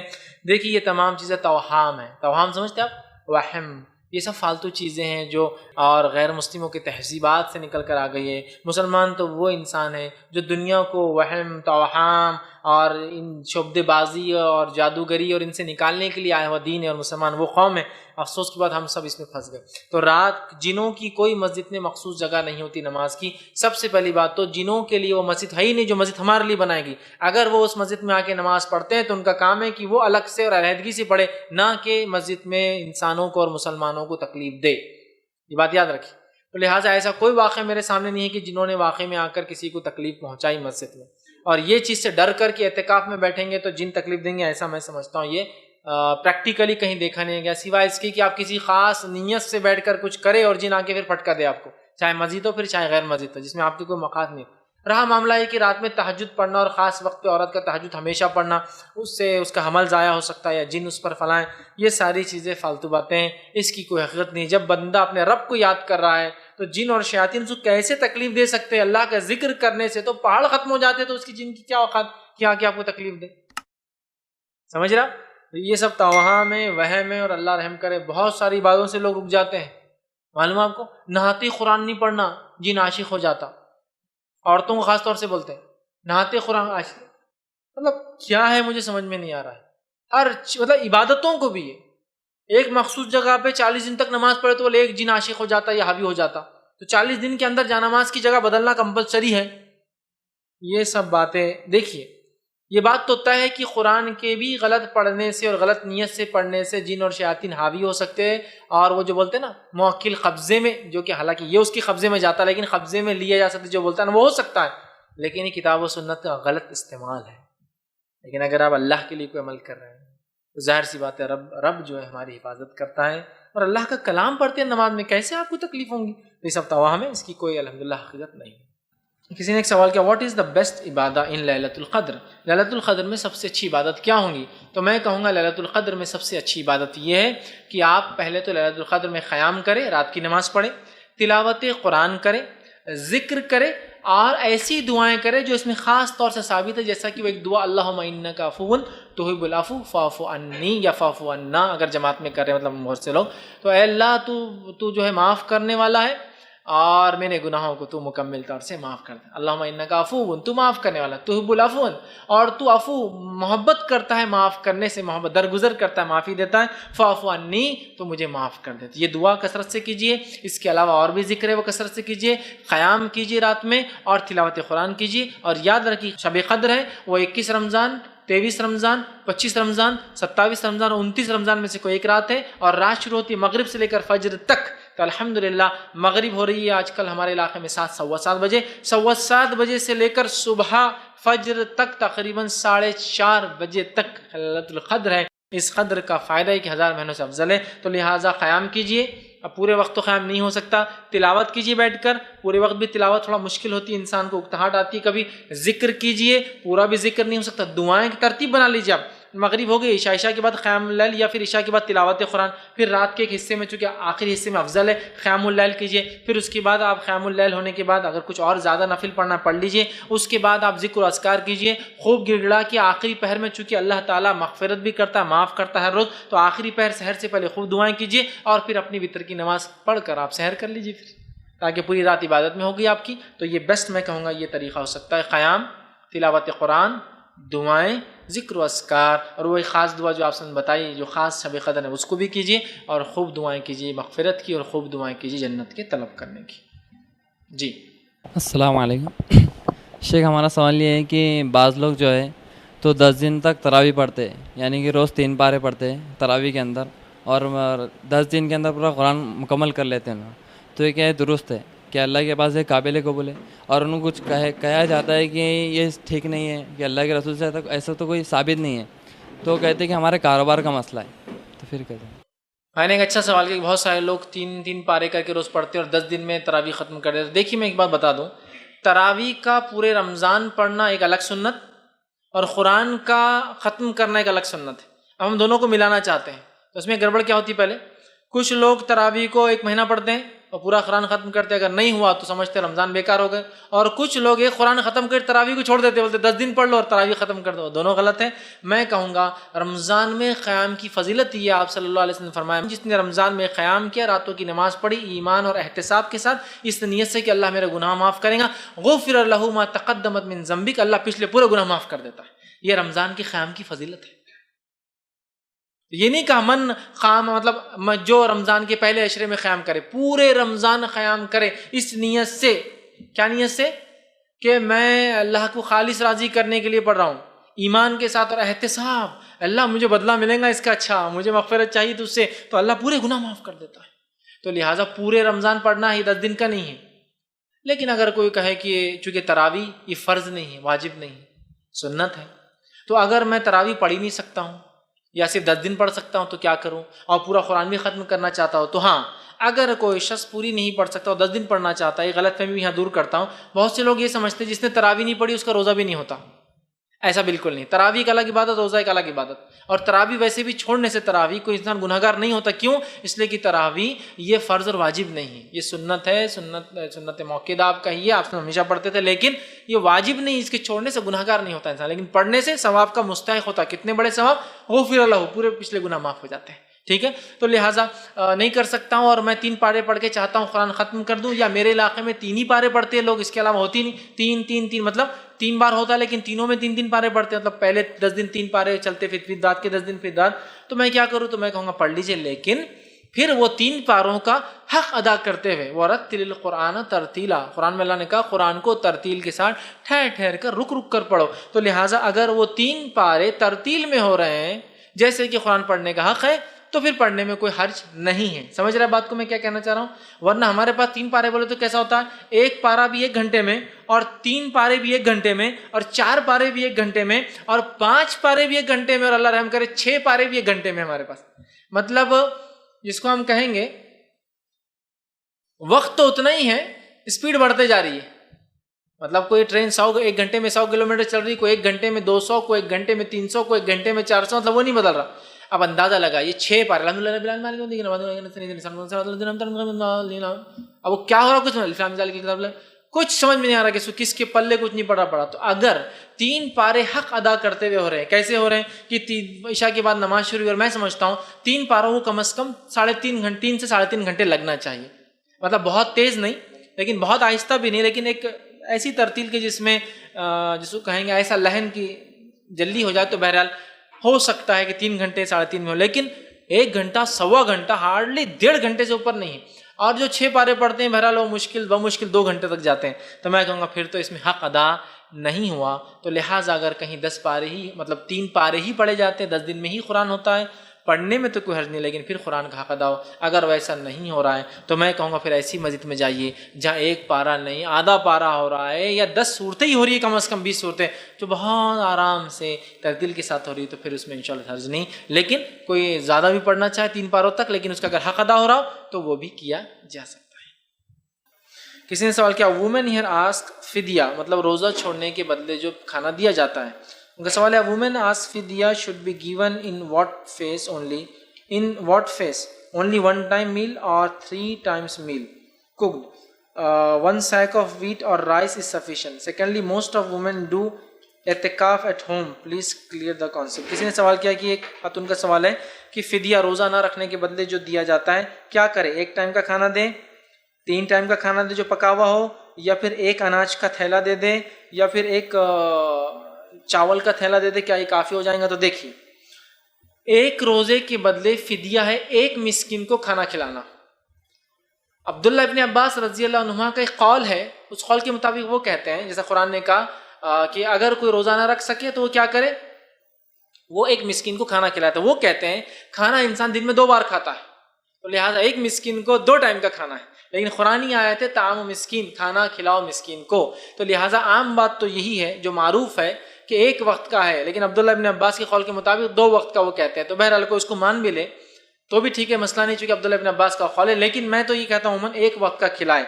अब सवाल ये कि वो 3 टाइम खिलाएं, तो 3 टाइम तो है ही नहीं, वो 1 टाइम का ही है, या फिर वो एक कौल के मुताबिक 2 है, 3 टाइम का खाना तो है ही नहीं। इसलिए कि रमज़ान में ज़ाहिर सी बात है रोज़दार को आप फिदिया देंगे, ज़ाहिर से जिससे आपको डबल फ़ायदा हो, फिदिये का फ़ायदा, रोज़े का फ़ायदा। लेकिन गैर रोज़दार को भी आप दे सकते हैं, अगर माजूर है, मिस्कीन है, मोहताज है, बूढ़ा है, वो एक अलग बात है। तो बहरहाल 1 टाइम का आपको खाना देना है। दूसरा, खाना ना देते हुए बना हुआ, क्या उनका सवाल है हम कुछ दे दें अनाज, ताकि हाँ ये भी हो सकता है आप इतना अनाज दे दे या इतने का अनाज दे दे जो आपके 1 टाइम के खाने के बराबर कीमत होता हो। मिसाल के तौर पर एक आदमी 1 वक्त का खाना मैं समझता हूँ 60-70 रुपये या 100 रुपये तक खा लेता है औरंगाबाद शहर में। अलग अलग शहरों में खाने के ग्रेड्स अलग होते हैं, और कोशिश करें जो ग्रेड का खाना आप खाते वही खाना उनको देंगे। अगर मेरा खाना आम एतबार से 100 रुपये में होता है किसी जगह, तो 100 का दूंगा। मैं गरीब आदमी हूँ, 50 में मेरा होता है तो 50 का दूंगा। समझ रहे? ये नहीं कि मैं खाना तो 100 का खाता हूँ, लेकिन जब फिदिया दे रहा हूँ तो 20 रुपये वाला सड़ा हुआ पता नहीं कुछ तो भी नहीं, वही क्वालिटी का। तो बहरहाल तो आप क्या हम अनाज दे, तो हाँ आप उस खाने की कीमत के बनाना अनाज दे दें, जिसमें हो सकता हो 1 टाइम नहीं, मतलब 30 दिन के रोजे छूटे तो 30 टाइम नहीं बल्कि 60 टाइम खा ले जरूरत पड़ने पर। समझ रहा है मैं क्या बोल रहा हूँ? बोलने का मतलब ये है, मैं खाना खाता हूँ एवरेज 100 रुपीज़ का, 100 रुपये में 1 वक्त का खाना औरंगाबाद में आता है। लेकिन जब मैं 30 दिन के रोज़ों का दूंगा कफ़ारा, मतलब फिदिया, तो कितना होगा? 3000 रुपये। लेकिन अगर 3000 रुपये की मैं अगर गेहूँ दूँ तो कितने आएंगे? तकरीबन 22-20 रुपये किलो से भी अगर गेहूँ तो 1.5 कुंटल आ जाएंगे। अब 1.5 कुंटल में तो माशाल्लाह बहुत हो जाएगा। समझ रहे हैं ना मैं जो बोल रहा हूँ? तो आप जो खाना खा रहे हैं उस खाने की वैल्यू के बराबर फिर अनाज दे दीजिए आप, जो कि ज़ाहिर सी बात है ज़्यादा होंगी, मतलब वो ज़्यादा खा सकेंगे क्योंकि उसमें पूरा खाना नहीं, ठीक है। लेकिन बेहतर तो ये कि मिस्किन को खाना खिलाए, ताम का लफ्ज़ है। तो पहले क्या काम करेंगे आप मालूम आपको? देंगे नहीं अनाज, पहले खाना खिलाएंगे। लेकिन अब मैं सऊदी अरब में हूँ, गरीब कहाँ से मिलेंगे? लंदन में रहता हूँ, गरीब कहाँ से मिलेगा? रशिया में हूँ, गरीब कहाँ से मिलेगा? गरीब भी आएंगे तो कार में आता वहाँ, तो गरीब कहाँ मिलेगा? तो आप क्या करेंगे? तो फिर आप बोलेंगे यार अब मैं गरीब को तो पका हुआ खाना कैसा दूँ? तो चलो मैं इंडिया में अपने रिश्तेदारों को पैसे भेज देता हूँ। तो मैं क्या करूँगा? फिर पैसों का हिसाब लगाऊंगा, न्यूयॉर्क में कितने में खाना होता है मेरा 1 टाइम का। हाँ, इंडिया के हिसाब से नहीं, 20 रुपये वाला। एक साहब ज़कात देते थे, अल्लाह रहम करे। ज़कात कैसी देते बताता हूँ आपको। रहते थे न्यूयॉर्क में, ज़कात निकल रही 4000 रुपये, उनके रुपये, मतलब $4000, और ज़कात देते थे 4000 इंडियन रुपीज़। آپ دنیا میں حکومت تو گھما سکتے, اللہ کو نہیں گھما سکتے. یہ ایسا ہیلا ڈھونڈتے. آپ یہ چاہ رہے کہ اللہ بھی آپ کو تنخواہ بھی پھر انڈین روپیز میں دے. $4,000 بولے میرے زکوٰۃ ہوتی, پیسہ تو پیسہ ہے. بولے میں انڈیا میں بولتا ہوں 4,000 دے دو. میں نے کہا ارے واہ, اللہ سے تو مانگتا ڈالر میں اور زکوٰۃ چکاتا روپیز میں, وہ بھی ایکویلنٹ. ہاں کوئی یہ کر سکتا ہے کہ $4,000 ایکویلنٹ تو کتنا ہوتا ہے آج کی قیمت میں؟ تقریباً 60,000 روپے کا 1,000 روپیہ سمجھو بنے گا, ہے نا. 60 کے اندر آج کل $2,40,000 روپے زکوٰۃ ہے وہ, اور انڈیا میں بھی 4 دے رہے ہیں. تو ویسے نہیں, تو میری کاسٹ تھوڑی سمجھ لیجئے, میں $10 میں کھانا کھا لیتا ہوں, تو $10 کے حساب سے ایک مسکین کا کھانا کتنا ہو رہا ہے روز دینا ہے 30 دن کا, تو کتنے ڈالر ہو گئے؟ $300. $300 وہ تو انڈین کرنسی میں 18,000 روپے ہوں گے. اب یہاں ہو سکتا ہے بہت لوگ کھا لے اس کے بدلے میں, لیکن آپ اپنے حساب سے, چونکہ آپ کو دینا تو اس زمین پر تھا ایک مسکین کو, چونکہ وہاں کوئی مسکین ہے ہی نہیں, تو جب آپ انڈیا میں دیں گے تو کوالٹی آف فوڈ تو وہی ہوگا نا, اس کا گریڈ وہ نہیں ڈاؤن ہوگا. تو آپ یہاں پہ دیجیے. یہاں ہو سکتا ہے ایک نہیں, 18,000 میں تو میں سمجھتا ہوں ماشاء اللہ مہینہ بھر گھر چل جاتا ہے کسی کا. یہاں تو مہینہ بھر بھی نہیں, میں سمجھتا ہوں کچھ لوگوں کے 3 مہینے چل جائیں گے 6,000 روپے کے حساب. تو بہرحال وہ ایک الگ چیز ہے. تو ہم کو کھانا دینا ہے, اس مسکین کو کھلانا ہے. الگ الگ علاقے کے اعتبار سے نوعیتیں بدل سکتی ہے, کھانے کی کاسٹ بدل سکتی ہے. تو اگر سمجھ لیجیے آپ کھانا نہیں کھلا سکتے ہیں کسی کو, اور ایک تو یہ کم از کم ہے, لیکن فدیہ تو ایک کا ہے, لیکن اگر آپ کو رمضان ہے اضافہ کرنا تو اللہ صدقے میں کنورٹ کر دیں گے, زیادہ چیزوں کو دیجیے نا, زیادہ کیوں. ہم یہ تو کم از کم لمٹ ہے, اس سے زیادہ آپ خرچ کر سکتے ہیں نا. تو جہاں ایک مسکین کو آپ دے رہے بھائی یہ تو فدیے کا ہے, اور 2 بھی گھر میں ان کی کھانا نہیں, چلو 2 کو بھی 3 کا کر لیتے, اللہ اور دیں گے آپ کو. تو بہرحال ایک مسکین کو آپ کو ایک وقت کا کھانا ہے, تو فرسٹ پریفرنس کھلانے کو ہے, کھانے کو فزیکلی کھانا بنا کے کھلائیے. جب آپ کو کوئی غریب نہیں مل رہا تو پھر کیا کریں گے آپ؟ سیکنڈ پارٹ, اس کھانے کی کاسٹ لے کر اناج پرچیز کر لیجیے. سمجھ لیجیے 3,000 کا کھانا اور 1 مہینے کا, میں اناج کوانٹٹی میں زیادہ آئے گا, 1.5 کنٹل آئے گا انڈیا کے اندر. کچھ جگہ تو اگر سستا لے اناج تو 1,500 کے حساب سے 2 کنٹل آ جائے گا, جس میں اس کا پورا مہینہ گزر سکتا ہے یا 1.5 مہینہ گزر سکتا ہے. تو بہرحال پھر اس کی کاسٹ دے سکتے ہیں, لیکن فرسٹ پریفرنس کھلانے کو دیجیے. نہ ہو تو پھر اس کی کاسٹ کے بدلے اناج دیجیے, انشاءاللہ عزیز یہ بھی چل جائے گا. السلام علیکم. اعتکاف میں مطلب تفسیر یا علم حدیث حاصل کر سکتے ہیں کیا؟ اس کے علم حاصل کرنے کے تعلق سے کیا جا سکتا ہے؟ بھائی نے بہت اچھا سوال کیا کہ اگر ہم اعتکاف میں تو کیا ہم تفسیر اور علم حدیث حاصل کر سکتے ہیں؟ تو میں کہوں گا ہاں, اس لیے کہ ظاہر سی بات ہے کہ انسان مکمل طور سے پورا 100% آف دا ڈے نمازوں میں اور ذکر میں نہیں گزار سکتا. ان دا سینس اس معنی میں کہ نماز پڑھ رہا اور تلاوت قرآن کرنا نہیں ہو سکتا. انسان کی فطرت یہ ہے کہ بہت جلدی جلدی چیزوں سے اکتا جاتا ہے, اس کا نیچر ہے یہ. تو لہٰذا سمجھ لیجیے میں نے 5 تو فرائض ہے, اس کے علاوہ سنت موقعہ کا اہتمام بھی کروں گا. اب چونکہ اعتکاف میں تو ٹائم ہی ٹائم ہے, اس کے علاوہ سنتوں کا اہتمام بھی کروں گا. اس کے علاوہ نوافل بھی پڑھوں گا. جب یہ تمام سے ہوگا تو پھر تلاوت قرآن کروں گا. اب تلاوت قرآن بھی ماشاءاللہ پورا دن نہیں ہو سکتی, ایک پارہ پڑھ لیا. تو اب اگر میں چاہوں تو قرآن کو پھر معنی سے بھی پڑھ سکتا ہوں. تو ہاں, آپ نماز موقع یہ ہونے کے بعد, ذکر و اذکار ہونے کے بعد اگر چاہے تو بالکل تفسیر قرآن کی پڑھ سکتے, چونکہ وہ دین سمجھنے میں شامل ہے. اسی طرح تفسیر میں حدیثیں بھی آ سکتی, یا الگ سے حدیثوں کی کتابیں بھی, یا اسی طرح دینی کتب بھی آپ پڑھ سکتے. اس لیے کہ انسان مکمل طور سے 100% آف دا ڈے نماز اور قرآن نہیں کر سکتا. تو لے گا نماز, کچھ وقت کے لیے قرآن, کچھ وقت ذکر و اذکار, کچھ وقت دعائیں, اور کچھ وقت تفسیر کی کتابیں, اور کچھ وقت حدیث کی کتابیں بالکل آپ پڑھ سکتے ہیں. السلام علیکم. وہ جو مسجد میں جیسا کہ چاروں طرف سب پردہ لگا لیتے, 4-5 جنے ایک جگہ بیٹھ رہے تھے, تو اعتکاف میں کیسا, تو آپ الگ الگ خیموں کیسا لگانا اعتکاف کے لیے؟ ہاں, میں نے سوال کیا کہ بہت ساری مسجدوں میں ایک ہی خیمہ لگاتے ہیں اور سب لوگ اس میں بیٹھ جاتے ہیں. جی, تو یاد رکھیے جی, وہاں رکتے بھی اور سوتے بھی. تو دیکھیے میں یہ کہوں گا, اعتکاف کے لیے جو بات ثابت ہے, صحابیات اور آپ صلی اللہ علیہ وسلم کی زندگی ہم دیکھتے ہیں بہت غربت میں گزری ہے. اتنی غربت میں گزرنے کے بعد بھی ہر صحابیہ کے لیے, آپ کی امہات جب اعتکاف میں بیٹھی, سب کے لیے الگ الگ خیمہ لگایا گیا حدیث میں. سب سے پہلے جو عائشہ رضی اللہ عنہا آئی اور کہا اللہ کے رسول میں بھی اعتکاف کرنا چاہتی, تو ان کا خیمہ لگا دیا گیا.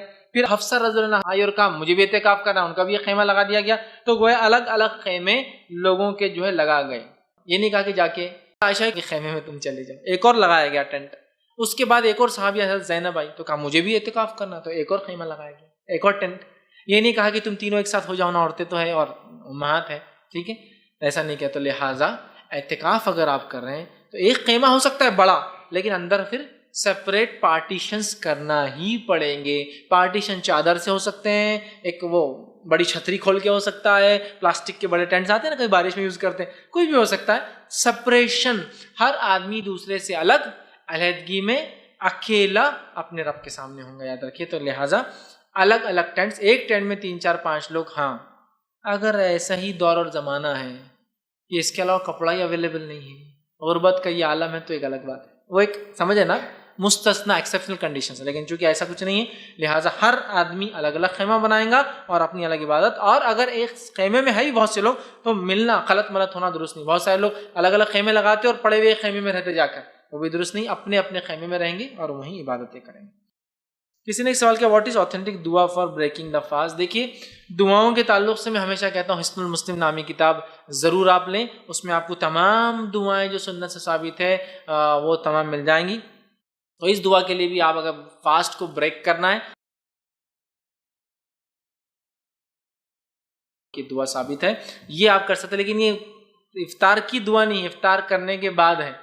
مطلب آپ صلی اللہ علیہ وسلم افطار کر لیتے اور جب پانی وغیرہ پیتے تو رگیں اتر ہو جاتی، تو اب کہتے ذہب الظما کہ اب کھانا پینا ہو گیا اور رگیں اس سے اتر ہو گئی اور اب اجر ہم کو مل جائیں گا. سمجھ رہے آپ؟ حصن المسلم دعاؤں کی کتاب سب خرید لیں، چھوٹی کتاب ہوتی ہے، ہمیشہ رکھا کیجیے اپنے پاس تاکہ جب ضرورت پڑی مستند دعائیں آپ اس میں سے نکال کر بہرحال پڑھ سکتے ہیں. جی بغیر خیمہ لگائے بھی عبادت اعتکاف کر سکتے؟ خیمہ لگانا ضروری ہے، اگر نہ لگائے تو اعتکاف اور عبادت جیسا ایک کونے میں بیٹھ کر سکتے ہیں. میں نے سوال کیا کہ اگر خیمہ نہ لگائے تو کیا اعتکاف ایک کونے میں بیٹھ کر سکتے؟ تو میں کہوں گا نہیں، اس لیے کہ سنت سے ثابت نہیں. نبی اکرم صلی اللہ علیہ وسلم مغرب کے بعد مغرب میں داخل ہوتے، مسجد میں رات گزارتے، صبح خیمے میں داخل ہوتے، اور یہ آپ نے ساری زندگی کیا اور امہات نے ساری زندگی کیا. لہٰذا میں کہوں گا نہیں، الگ سے آپ خیمے کے بغیر نہ کریں سوائے شرعی مجبوریوں کے. شرعی مجبوری کیا ہے؟ اتنی غربت کا عالم ہے کہ خیمہ لگانے کے لیے پیسے نہیں. ایسا ہو سکتا ہے نا. ایک حال میں جو ہے ایک پچھلے سال جو ہے ایک شیخ تھے، ان کو کسی نے ایک فون لگایا، سائل کا سوال یہ تھا، اور وہ جو مفتی تھے بہت روئے اس سوال کو سن کے. اس شخص نے سوال کیا اور کسی افریقہ کے ملک سے کال کر رہا تھا وہ، اور سوال اس نے کیا، کیا اللہ تعالیٰ میرے روزے کو بغیر سحر کے اور بغیر افطار کے قبول کریں گا؟ چونکہ ان کا کھانے کو کچھ نہیں ہوتا دن بھر، تو سحر بھی بغیر کھائے کے کرتے اور افطار بھی بغیر. مطلب اس کا سوال یہ تھا، کیا اللہ میرے اس روزے کو قبول کریں گا؟ نہ مجھے سحر کے لیے کھانے کو ہمارے علاقے میں کچھ ہے، نہ افطار میں ہم کچھ کھاتے ہیں. سمجھ رہے ہیں؟ تو ایسے انسان کا کیا ہے، اتنی غربت. تو یہ جب کھانے کو نہیں ہے تو پہننے کو بھی نہیں ہوگا نا، اس کا ظاہر سی بات ہے چندیوں وغیرہ میں رہتا ہوں. تو بہرحال ایسے اگر سچویشن ہے تو وہاں کے عالم پھر اس کے لیے فتویٰ دیں گے کیا کرنا ہے. لیکن اگر ہم جس علاقے میں ہوتے ہیں تو ہم کو تو ٹینٹ ڈالنا ہی پڑے گا اور اس میں ہی آپ کو جانا، یہی سنت طریقہ ہے. السلام علیکم. روزے کا فدیہ جو دینا ہے تو دینے والا دور ہے رہنے کو، تو کھانا روز تو نہیں کھلا سکتے، تو اس کا اگر مہینے بھر کا سامان بھر دیا جائے پورا تو. میں نے سوال کیا کہ اگر کوئی انسان ہے جس کو فدیہ دینا ہے اور وہ لیکن دور رہتا ہے، مثال کے طور پر وہ یہاں ہے، فدیہ جس کو دینا دوسرے شہر میں، تو کیا ہم ایسا کر دیں مہینے بھر کا کھانا بھر کے دے تاکہ وہ کھائے؟ یہ بھی ہو سکتا ہے. مثال کے طور پہ آپ کسی کو فدیہ دینا چاہ رہے ہیں لیکن وہ دور ہے اور آپ کا رشتہ دار ہے، جان پہچان والا ہے، زیادہ مستحق ہے، آپ چاہتے ہیں کہ وہاں بھیجوں لیکن وہاں آپ جا نہیں سکتے، روز دے نہیں سکتے، تو آپ کھانے کی سامگری، کھانے کا وہ سامان جس میں کھانے کا، اور خاص طور سے یاد رکھیے چاول گیہوں وہ چیزیں ہوں جو غذائیت بنتی ہو. جیسے آپ دالیں دیں گے تو غذائیت، دال تو کسی غذا کے ساتھ کھانے والی چیز ہے، وہ ایکچوئل غذا نہیں ہوتی ہے. غذائیت چاول، غذائیت ہوتی ہے ہمارے علاقوں میں گیہوں، باجرہ، جواری، مکہ. الگ الگ علاقوں میں آپ کے زمانے میں غذائیت ہوتی تھی کھجور. عرب کھجور کھا کے بھی پیٹ بھرتے تھے اپنا، کھجور اور دودھ. ہمارے پاس کھجور اور دودھ بولے تو آدمی بیمار ہو جائے گا، پیٹ خراب ہو جاتا ہے. ٹھیک، تو پنیر، منقع، یہ سب غذائیت، تو غذائیت کھانے کی چیزیں. تو ہاں بالکل آپ اگر سمجھ لیجیے وہ آدمی دور ہے جس کو دینا ہے، آپ ایسا بھی کر سکتے کہ اس کو سامان دلا دیں. کیش مت دیجیے لیکن فدیے کے بدلے، ورنہ لوگ کپڑے خرید لیتے اور کیا کرتے نہیں. کیش نہیں، طعام کھانے کا لفظ ہے تو کھانا ہی، اس لیے میں نے کہا کھانا نہیں تو پھر دینا ہے. فرسٹ فیز تو کھلانا ہے، لیکن آپ کا سوال ہے کھلا نہیں سکتے، روز نہیں بنا سکتے، وہ آدمی دور ہے، واقعی مستحق ہے، تو آپ بھیج دیجیے. ایسا بہت سارے مسلم ممالک ہے جہاں کھانے کچھ نہیں ہے، بہت سارے مسلم امیر ممالک ہے وہ بھیجتے ہیں وہاں، تو کیا جا سکتا ہے تاکہ ان کی مدد ہو. تو آپ اس کو بھیج دیں، طے کرے کہ وہ چیز ملے اس کو، کھانے کی چیزیں، ورنہ وہ کچھ بھی لے نہ لے، ورنہ پھر وہ فدیہ ادا نہیں ہوگا. تو طے کرے، ہاں وہ دھوکہ دے آپ کو جھوٹ بول کے الگ بات ہے، طے کرے کہ کھانے کی چیز لے، اور اگر وہ کھاتا ہے 1 مہینہ کوئی حرج نہیں، انشاءاللہ ایسا بھی کیا جا سکتا ہے. ٹھیک، اسی پر اپنی ہم بات کو ختم کریں گے. وآخر دعوانا الحمدللہ رب العالمین. سبحان ربک رب العزت عما یصفون وسلام علی المرسلین والحمدللہ رب العالمین.